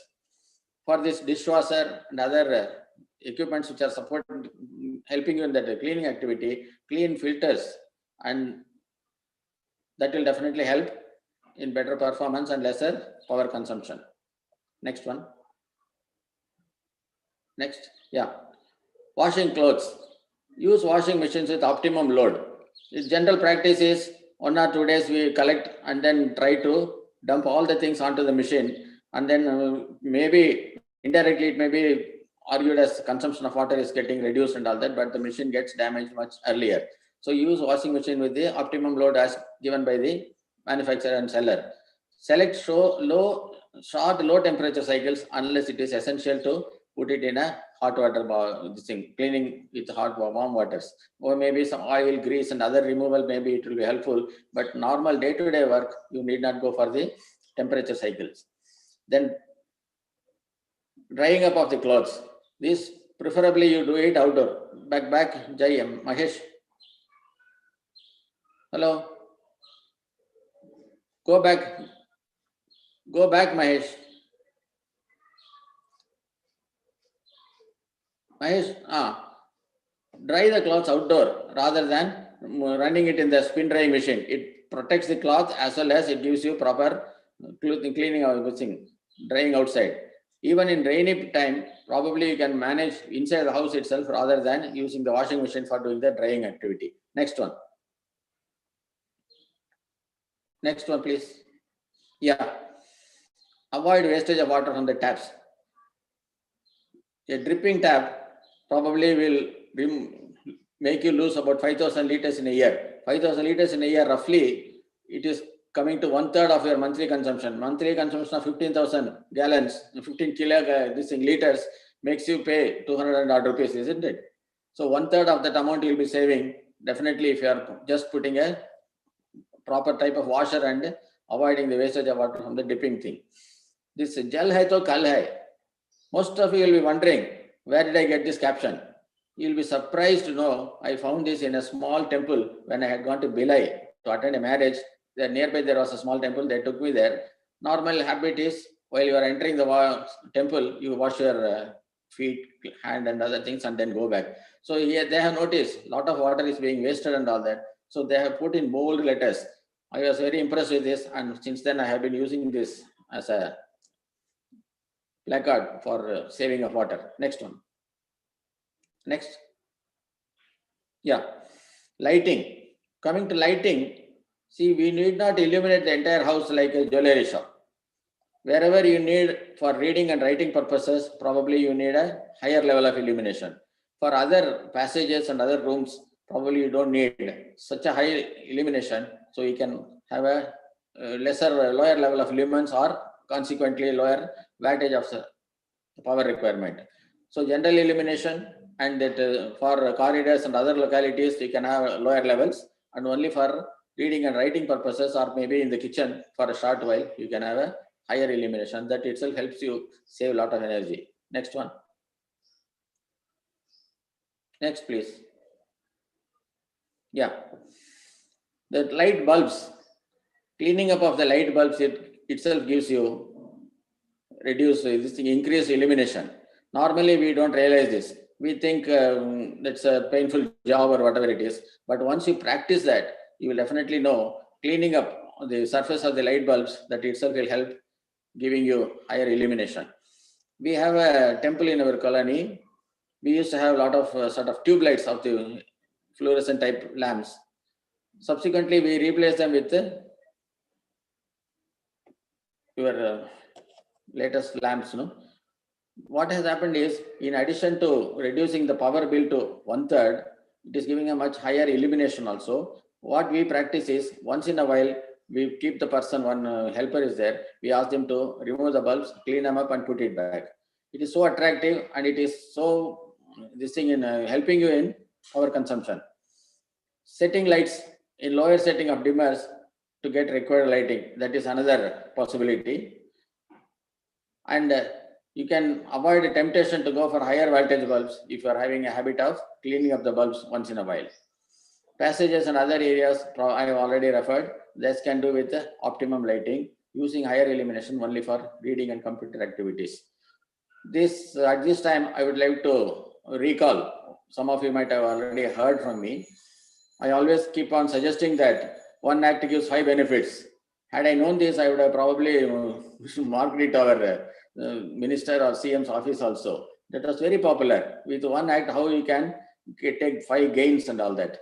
One is reduced consumption of electricity, or helping somebody else who is in need, reduce the consumption of the fuels, and then reduce the pollution.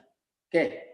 Commuting, mainly, commuting area also, we are going to utilize a lot of energy.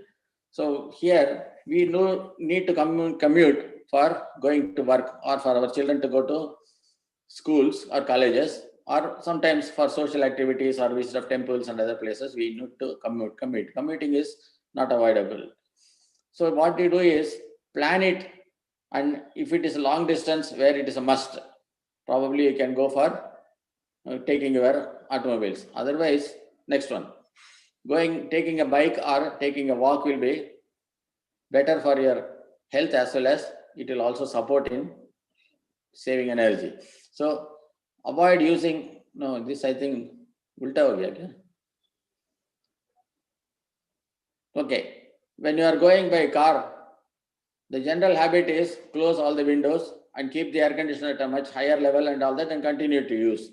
Supposing you are going at lower speeds and all that, the vehicle feels your air conditioner load much more higher than your passenger load itself. So it is better to avoid using air conditioner at lower speeds, so that it doesn't strain the engine. It does not consume more power also, more fuel. And it is a good practice to drive at optimum speeds for best fuel efficiency. If you study the speed versus consumption curve, most of us have done it in our college days during our studies. It goes to a peak and then falls down. Beyond that, even if you increase the speeds and all that, your fuel consumption only will be going up, and you are not going to gain anything.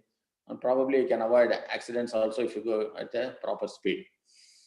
And in vehicle usage, avoid idling for more than 30 seconds. Some houses I have seen, of course, it doesn't happen in the modern day cars. Earlier, when these cars were mostly the Fiat and Ambassador and other things, everyone early in the morning, they used to go take out the car from the garage. Before that, they'll just switch on and go on warming up the engine and all that, so that when they come out and go for work, the car is ready. So, but even that avoid idling, you need not do for more than a minute or so. 30 seconds will be the optimum time. Because in addition to spoiling the engine, you're also going to get reduced stress on the engine. You will also be gaining on the fuel. And then now, next practice is turn off all the power consuming accessories before turning off the engine. It helps. Next slide. Next slide.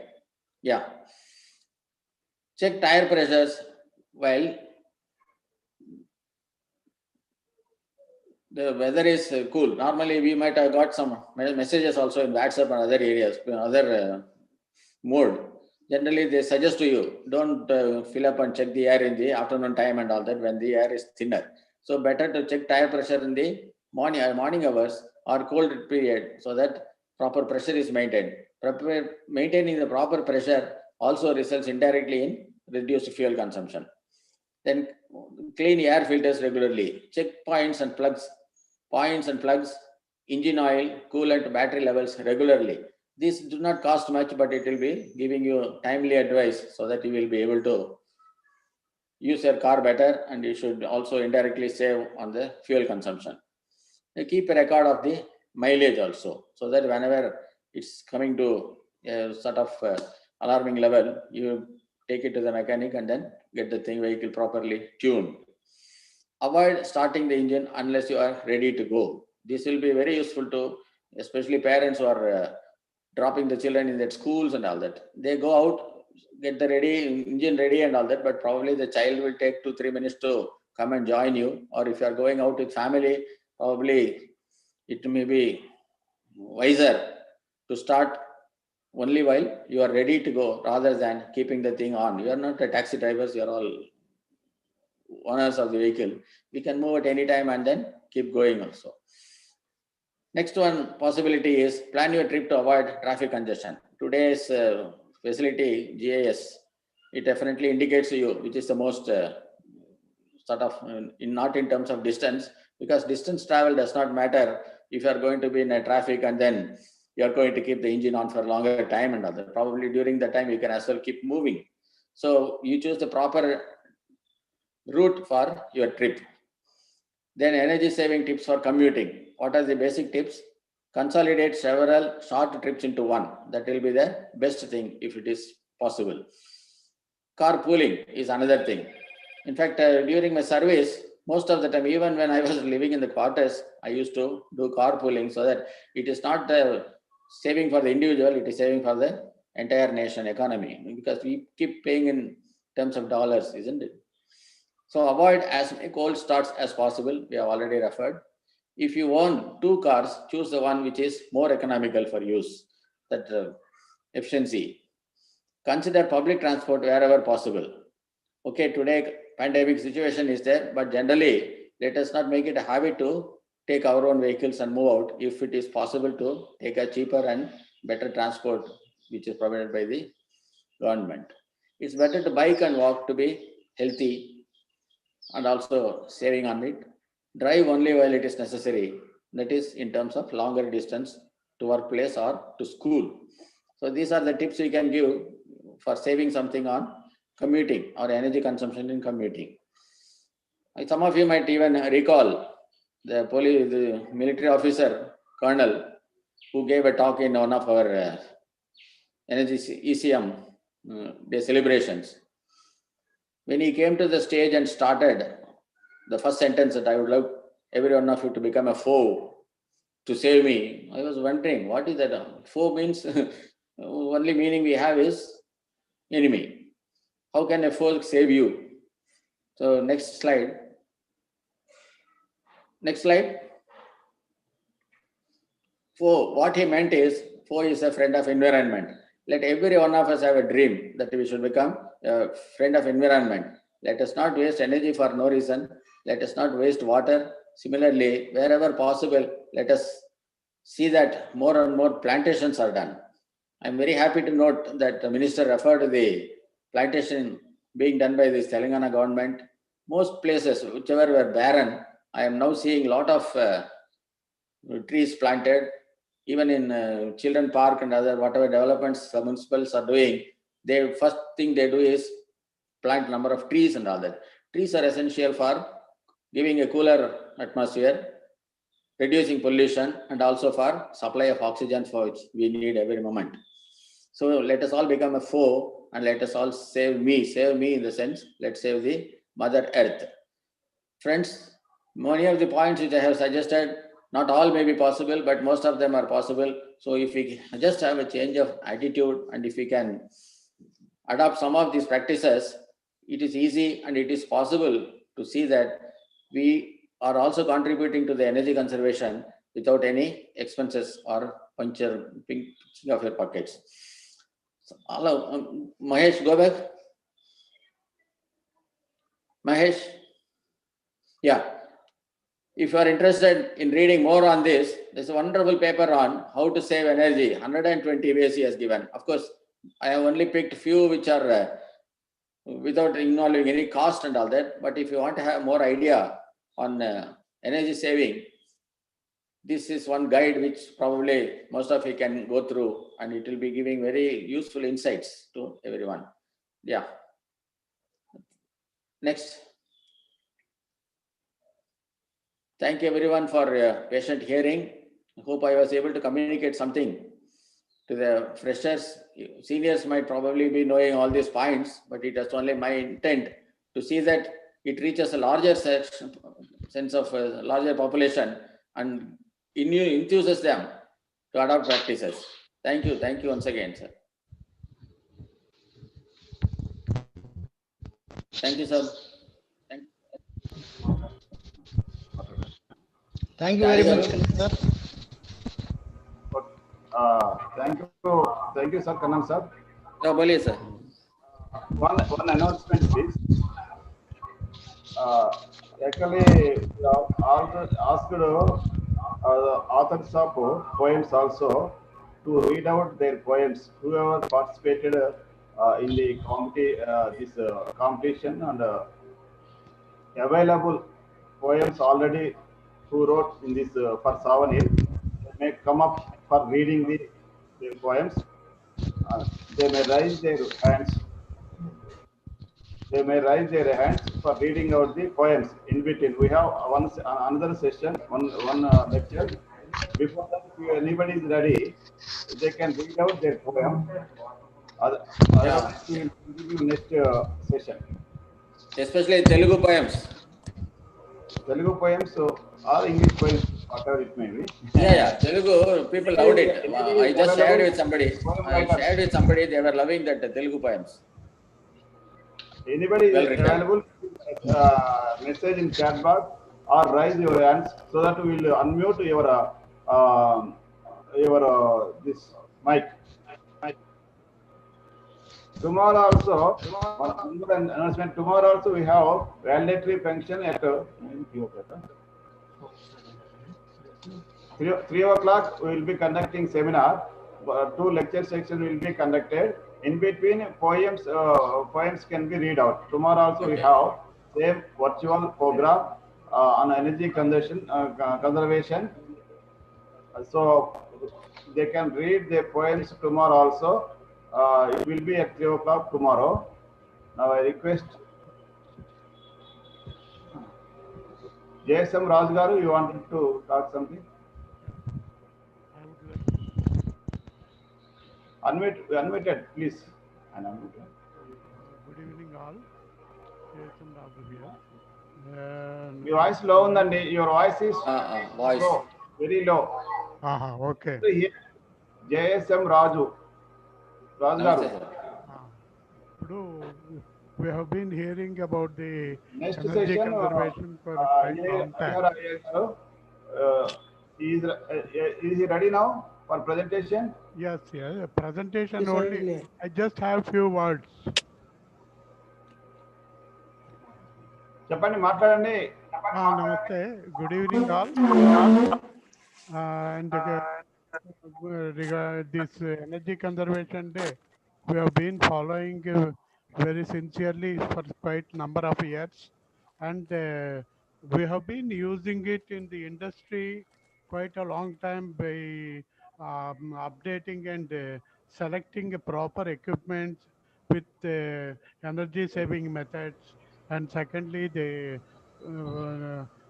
today we have been replacing lot of energy sources with renewable energy sources like solar power energy, and what government has supported rooftop solar power, and later we started developing to solar farms and various energy, so that we are able to replace nearly 20 gigawatt power by 2022, like that. Secondly, and today. Thank you, sir. Thank you, sir. Thank you. Now I request Harihara Iyer sir to go ahead with his presentation. I request Harihara Iyer sir, unmute yourself and go ahead with your presentation. Thank you very much, sir. Good evening to everybody. Good evening to everybody. I would like my presentation to be shared, maybe from my side. If you make me host, I will be able to do that. I got a PPT. Okay. Whichever is convenient for you, I'll do it, because I got a presentation which about 30 slides are there. Okay, that is about building energy efficiency. Okay, you share screen. Okay. You do from your side, sir. Okay. You are making you as a co-host. Sir, you can present now. Okay, sir. This is sir. Oh, tell me, sir. First, let me congratulate the ECM for carrying out this program successfully and also giving me an opportunity to, I thank them. So the subject of today is building energy efficiency to green building to zero energy building. So this is a hot topic today because building energy is the biggest culprit nowadays for global warming. Sir, So please enlarge your screen, sir. yeah, I'll try to Enlarge do screen. that. I'll Full try to screen, do full that. screen, Full screen. full screen here. Right side top. Bottom, bottom. Bottom. Either. Yeah. There's a problem here.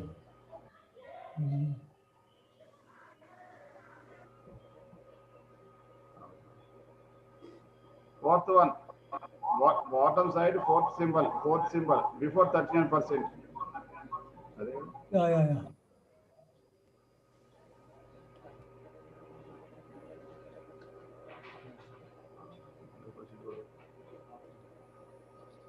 It's okay, sir? Yeah, okay. So now, you see, as per the statistics given by Ministry of Energy Statistics, 32% of the energy consumption for building is in our country. That is 1/3 of the total electricity consumption. So when the city is growing, the energy consumption is also growing. So all these buildings are in our hands because we are staying in a building. So the last speaker, Mr. Kanan, has told very clearly, these are all in our hands. Am I clear? Is it audible what I'm talking? Yeah, it is audible. There is some disturbance I'm seeing. I don't know where from it's coming. Anyway, so Mr. Kanan has very eloquently explained what is that we can do in our buildings. So naturally, I will be going to explain all these details. I got about 30 slides. So these are the internal situation. In US, it is 70% of the total energy. So whereas it is 32% in India. So because perhaps US is much more far developed. So that means development means more energy consumption. Now, ultimately, what is going to happen? It is going to be global warming, carbon footprints, addition of carbon footprints. So addition of carbon footprints, is reflected in floods, untimely rains, everything. We are experiencing it even in Hyderabad, everywhere, all over the country, all over the nation. So this particular things has been is one of the focus of attention in all global scenario. So they are also global warming and climate change. So Paris agreement, these things are all Kyoto protocol. They are all aiming at this particular things. 2 degrees centigrade that is a target given. So now government of India is also they have projected that about by 2012, from 20 to 2012, 2017, that is after by 2047, it is going to be 800%. That is 8 times more than that, which is really alarming. So now, what is that? Now we are going to discuss about existing building as energy efficiency. Anyway, we are staying in a building. From there, we go step by step how to make it energy efficient. Then we will go to the next stage, that is called green buildings. And then still next stage, net zero energy building. Then the last one is going to be zero energy building. We heard about last comments about solar, that is renewable energy. We will be discussing all these points in the coming slides, and we will be finding a design of a green building at the end of the session. So how a green building looks like, what are the equipments that is required, what are the design features, what are the construction features. So within the 20 minutes, I do not know how much you will be able to cover, but then I will go fast as much as possible. So even if something is missed out, yes, then we can go back. Somebody wants to share it, we'll share it back. So this is the first slide. How you can first, number 1 point, existing building efficiency. Mr. Kanan has explained the details, but then there are also government schemes that is called energy audit. We can carry out energy audit. Commercial buildings above 100 kilowatt of connected loads, It is mandatory for a commercial building. And now BE star rating of buildings also for commercial rating has already started coming. So this is based on certain parameters. So the star rating 1 to 5 star, this can be granted to the commercial buildings. So, so energy performance assessment of building can be carried out EPI. So based on the annual hourly consumption. So that is applicable both for commercial buildings, all commercial buildings like office buildings, hotels, hospitals, retail malls, and IT parks. So 4 climate zones have been taken into consideration: warm, humid, composite, hot and dry. Hyderabad is coming under composite. That means almost reasonably good. Now the climate is good. Maybe after 1 month, 2 months, it may be very hot. But then at least with 6 months, we have got a comfortably good temperature, good climate. So it is called composite. But then the problem is the particular buildings which we have got, the flats which we have got, these are all same, whether it is in Kashmir, whether it is in Srinagar, whether it is in Kanyakumari or Rajasthan, all the same. So these particular things have not been taken into consideration. This will be covered under ECBC, Energy Conservation Building Codes. So energy conservation building codes, fortunately, as Energy Secretary has suggested, that it has been made mandatory in Telangana. So Telangana has taken several steps, out of which this mandate, this particular effort is also commendable. So this is based on BE Energy Conservation Act. Next is what we are talking about initially. So now we have gone to the next stage. So from energy efficient building, that is the existing buildings, we have to take optimum measures to see that it is energy efficient. But once the energy the building is constructed, we can't do anything else, only to make it as green as possible. Then green buildings are something different. They are the sustainable buildings, which is built that it is design, construction, and operation, reduces the eliminates negative impacts and can create positive impacts in our climate and natural environments. So green buildings preserve the precious natural resources and improve our quality of life based on sustainable development concepts. Now, some of the concepts when we are discussing, we may be thinking that we are going to the primitive stage. So it is not so. It is also modern in our thinking. It is to suit our present situation, climatic situation, environmental conditions.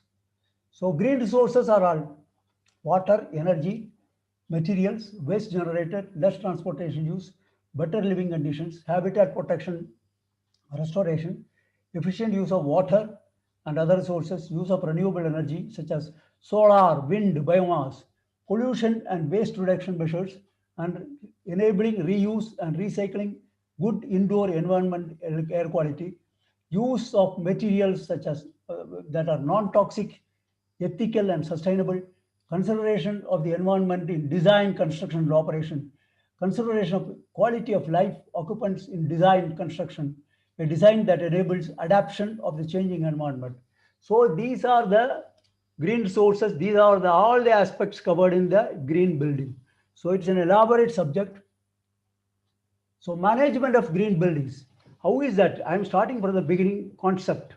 Starting from the concept, design, construction, operation, maintenance, waste removal, disposal. Green building leads to reduction of operating costs by increasing productivity, using less water and energy, improve health by improving indoor air quality, reduce environmental impacts. So this I am going to go step by step. How will you design? How will you construct?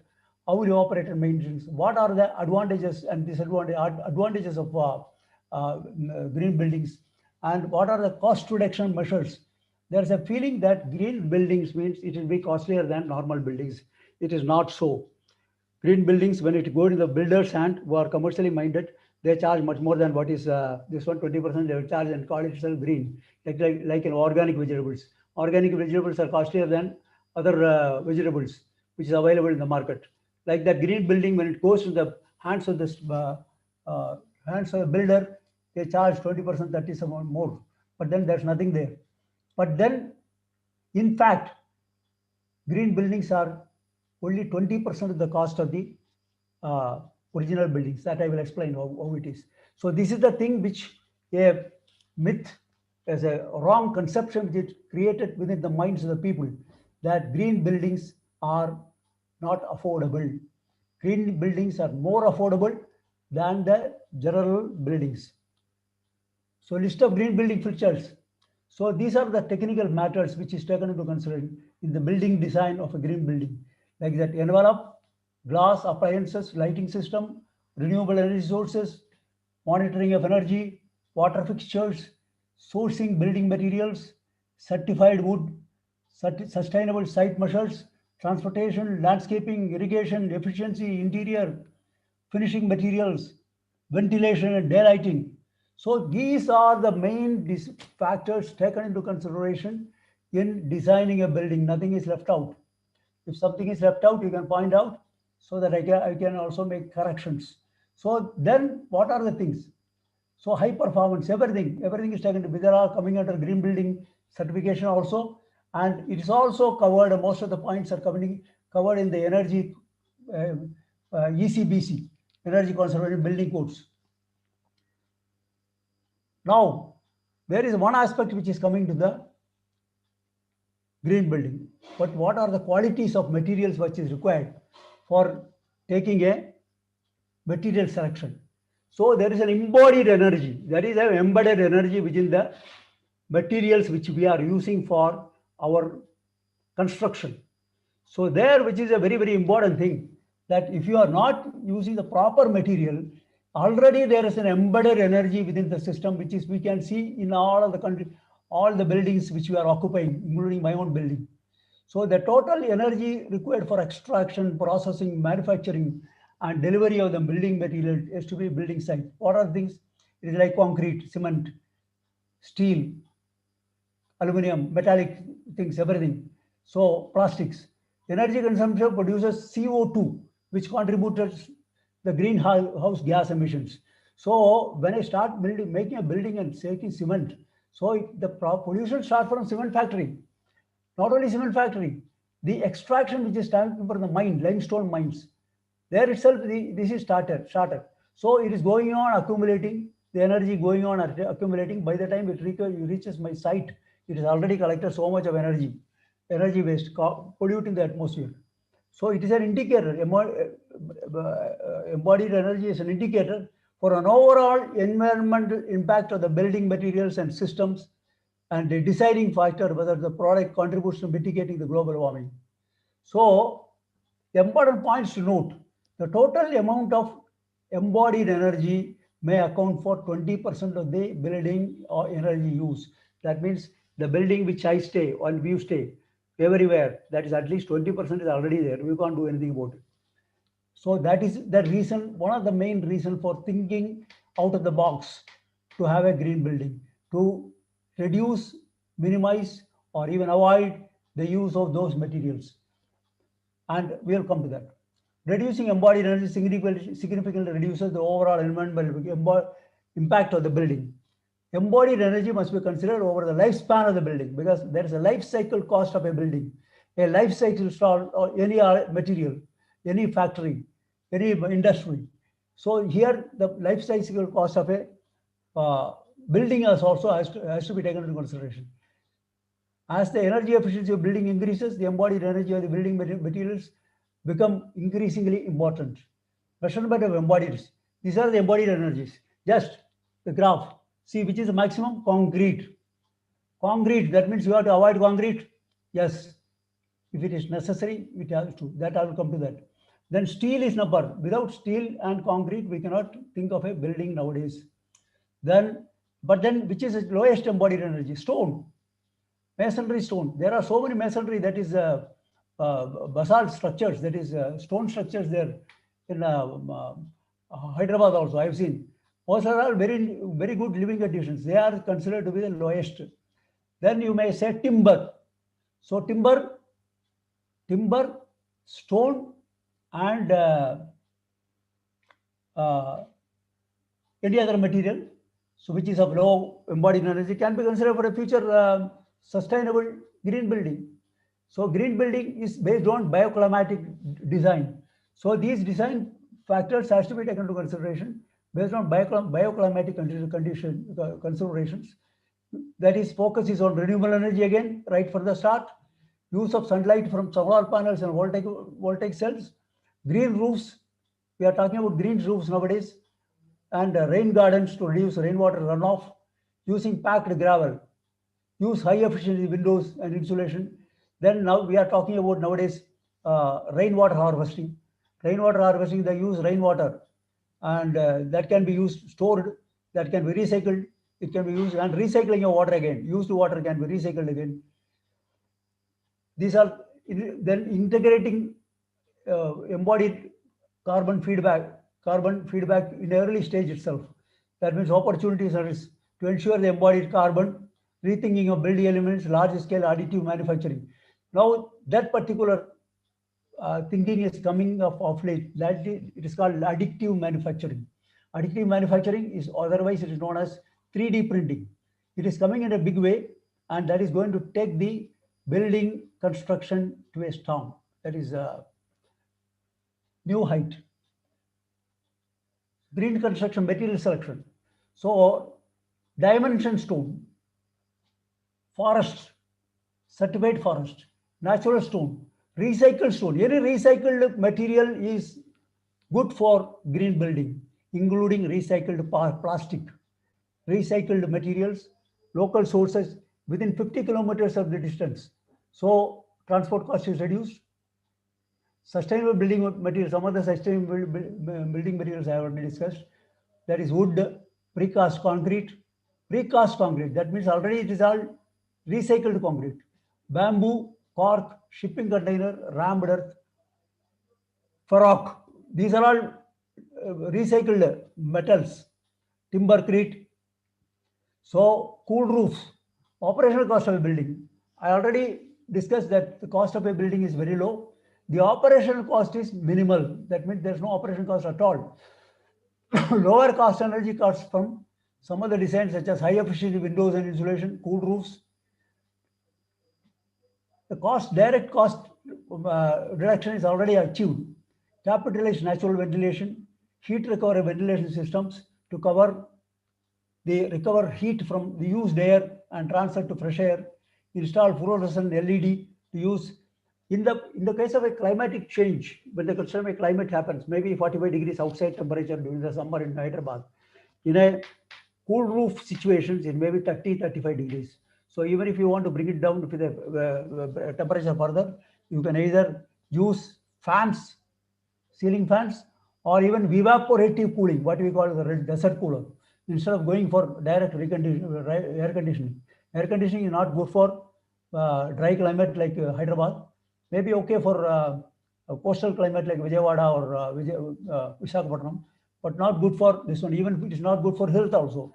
Air conditioning is not good for health because we are circulating the inside air over and over again. So better to have evaporative cooling.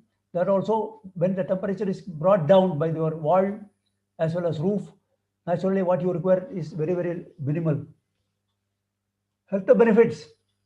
What are the health benefits? So this is the most important thing, because health benefit from there's only health hazards from an air conditioner. Here you are getting all the indoor pollution. There are certain indoor pollution among the top 5 environmental risks.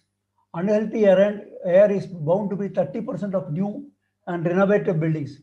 So we feel that we are inside the house, we are quite safe. This is the worst polluted environment within the four walls of the environment, the houses which we are staying is the worst polluted. So WHO report that the indoor air pollution causes 40 times more deaths than outdoor air pollution. 2.8 million lives of hundreds of EPA regulated chemicals. Only ozone and sulfur dioxide are more prevalent outdoors than indoors. Most of the dwellings have too much of lead, dust, or clippings, causes of kidney and red blood cell damage impairs mental and physical development, may increase high blood pressure. So these are all very scary to read, all these. Okay, about quarter of the nation's largest industrial plants and water treatment facilities are in serious violation of pollution standards. These risks are to be reduced and continuously improved by following green building concepts. So this is a green building. So see, you can see everything if you go through this one. Green building we already designed and constructed. So this is the green building in front of you. There is solar power. There's a greeneries around, and there are so many. This one water rainwater harvesting is there. Even a compost pit is there. Whether whatever you are getting is they're all composted.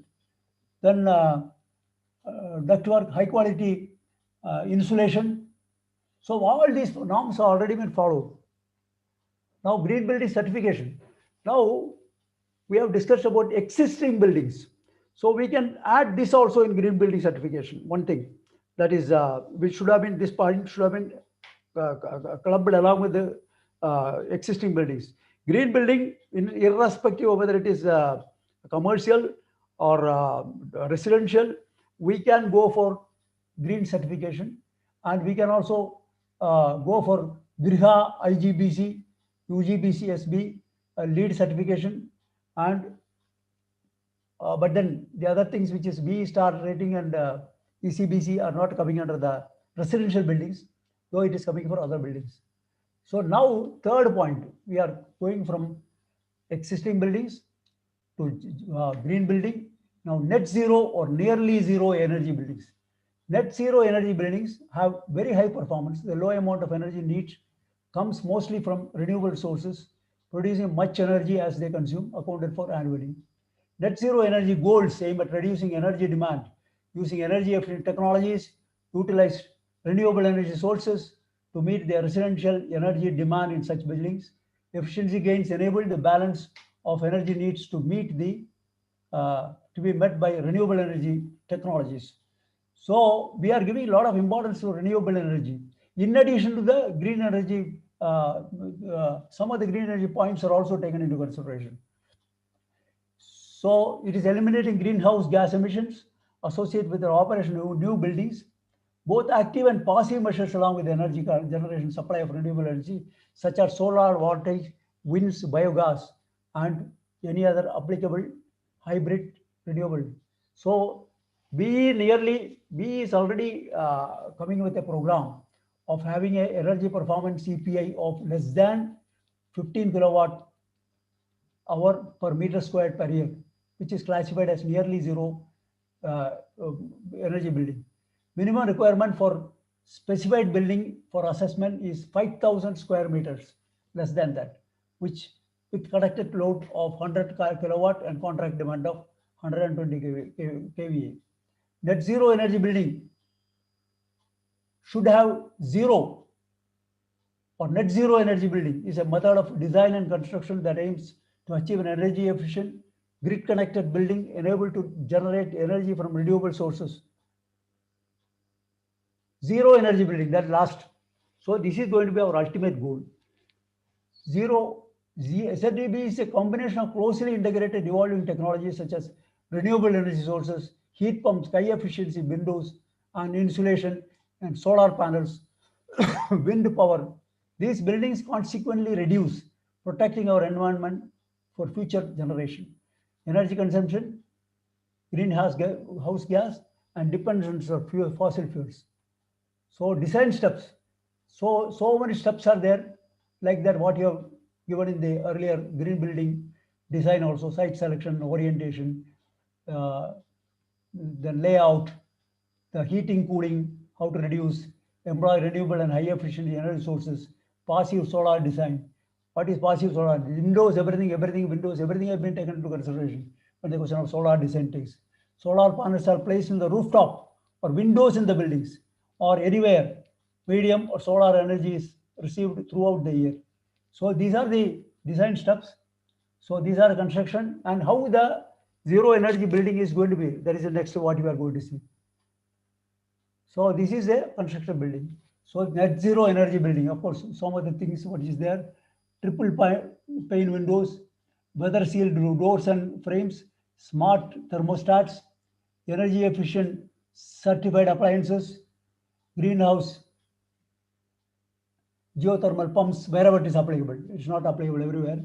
High efficiency solar panels, trees.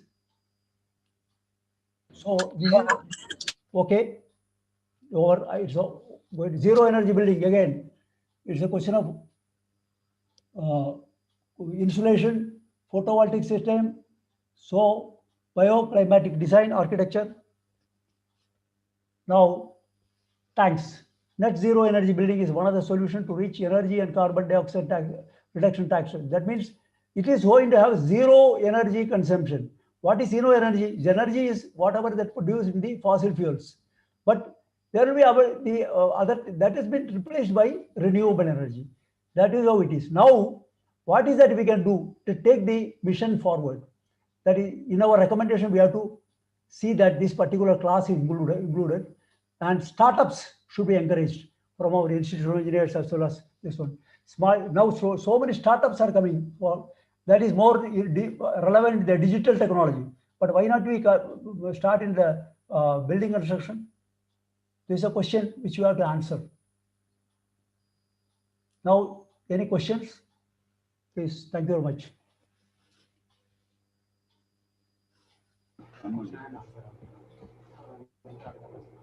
Anybody is having any doubts or any questions for the speakers? They can raise their hands, otherwise.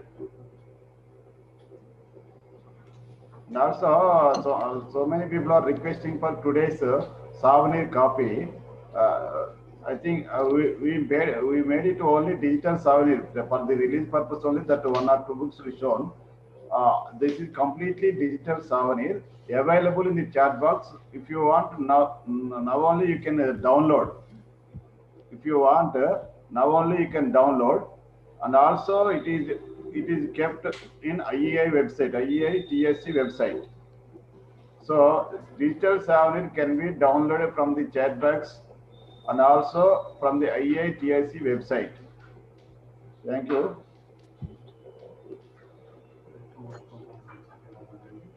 I request all of you to attend tomorrow's program, 3 o'clock, 2 seminar sections, and also this poem writers also will be allowing poem writers to read out their poems. In the end of the program, our chief guest is Sri A. Gopal Rao Garu, CMD, Chairman and Managing Director, Telangana State Northern Power Distribution Company of Telangana Limited. Chairman Garu వస్తున్నారు కాబట్టి everybody please connect tomorrow also 3 o'clock. Sir Rameshwar sir. Rameshwar garu. చారి చెప్పండి చారి గారు. Sir. చారి గారు వినిపిస్తుందా? Technical section is over sir. అవును తెలుసు వింటున్నాను నేను. Now we will close the program sir. Thank you one and all. Thank you one and all for attending this inaugural function of National Energy Conservation Day celebrations. Please join tomorrow also 3 o'clock and ask all your friends and your colleagues join tomorrow's program. Thank you. We will closing this meeting. Thank you very much. Thanks to all. Thank you. We will meet tomorrow once again.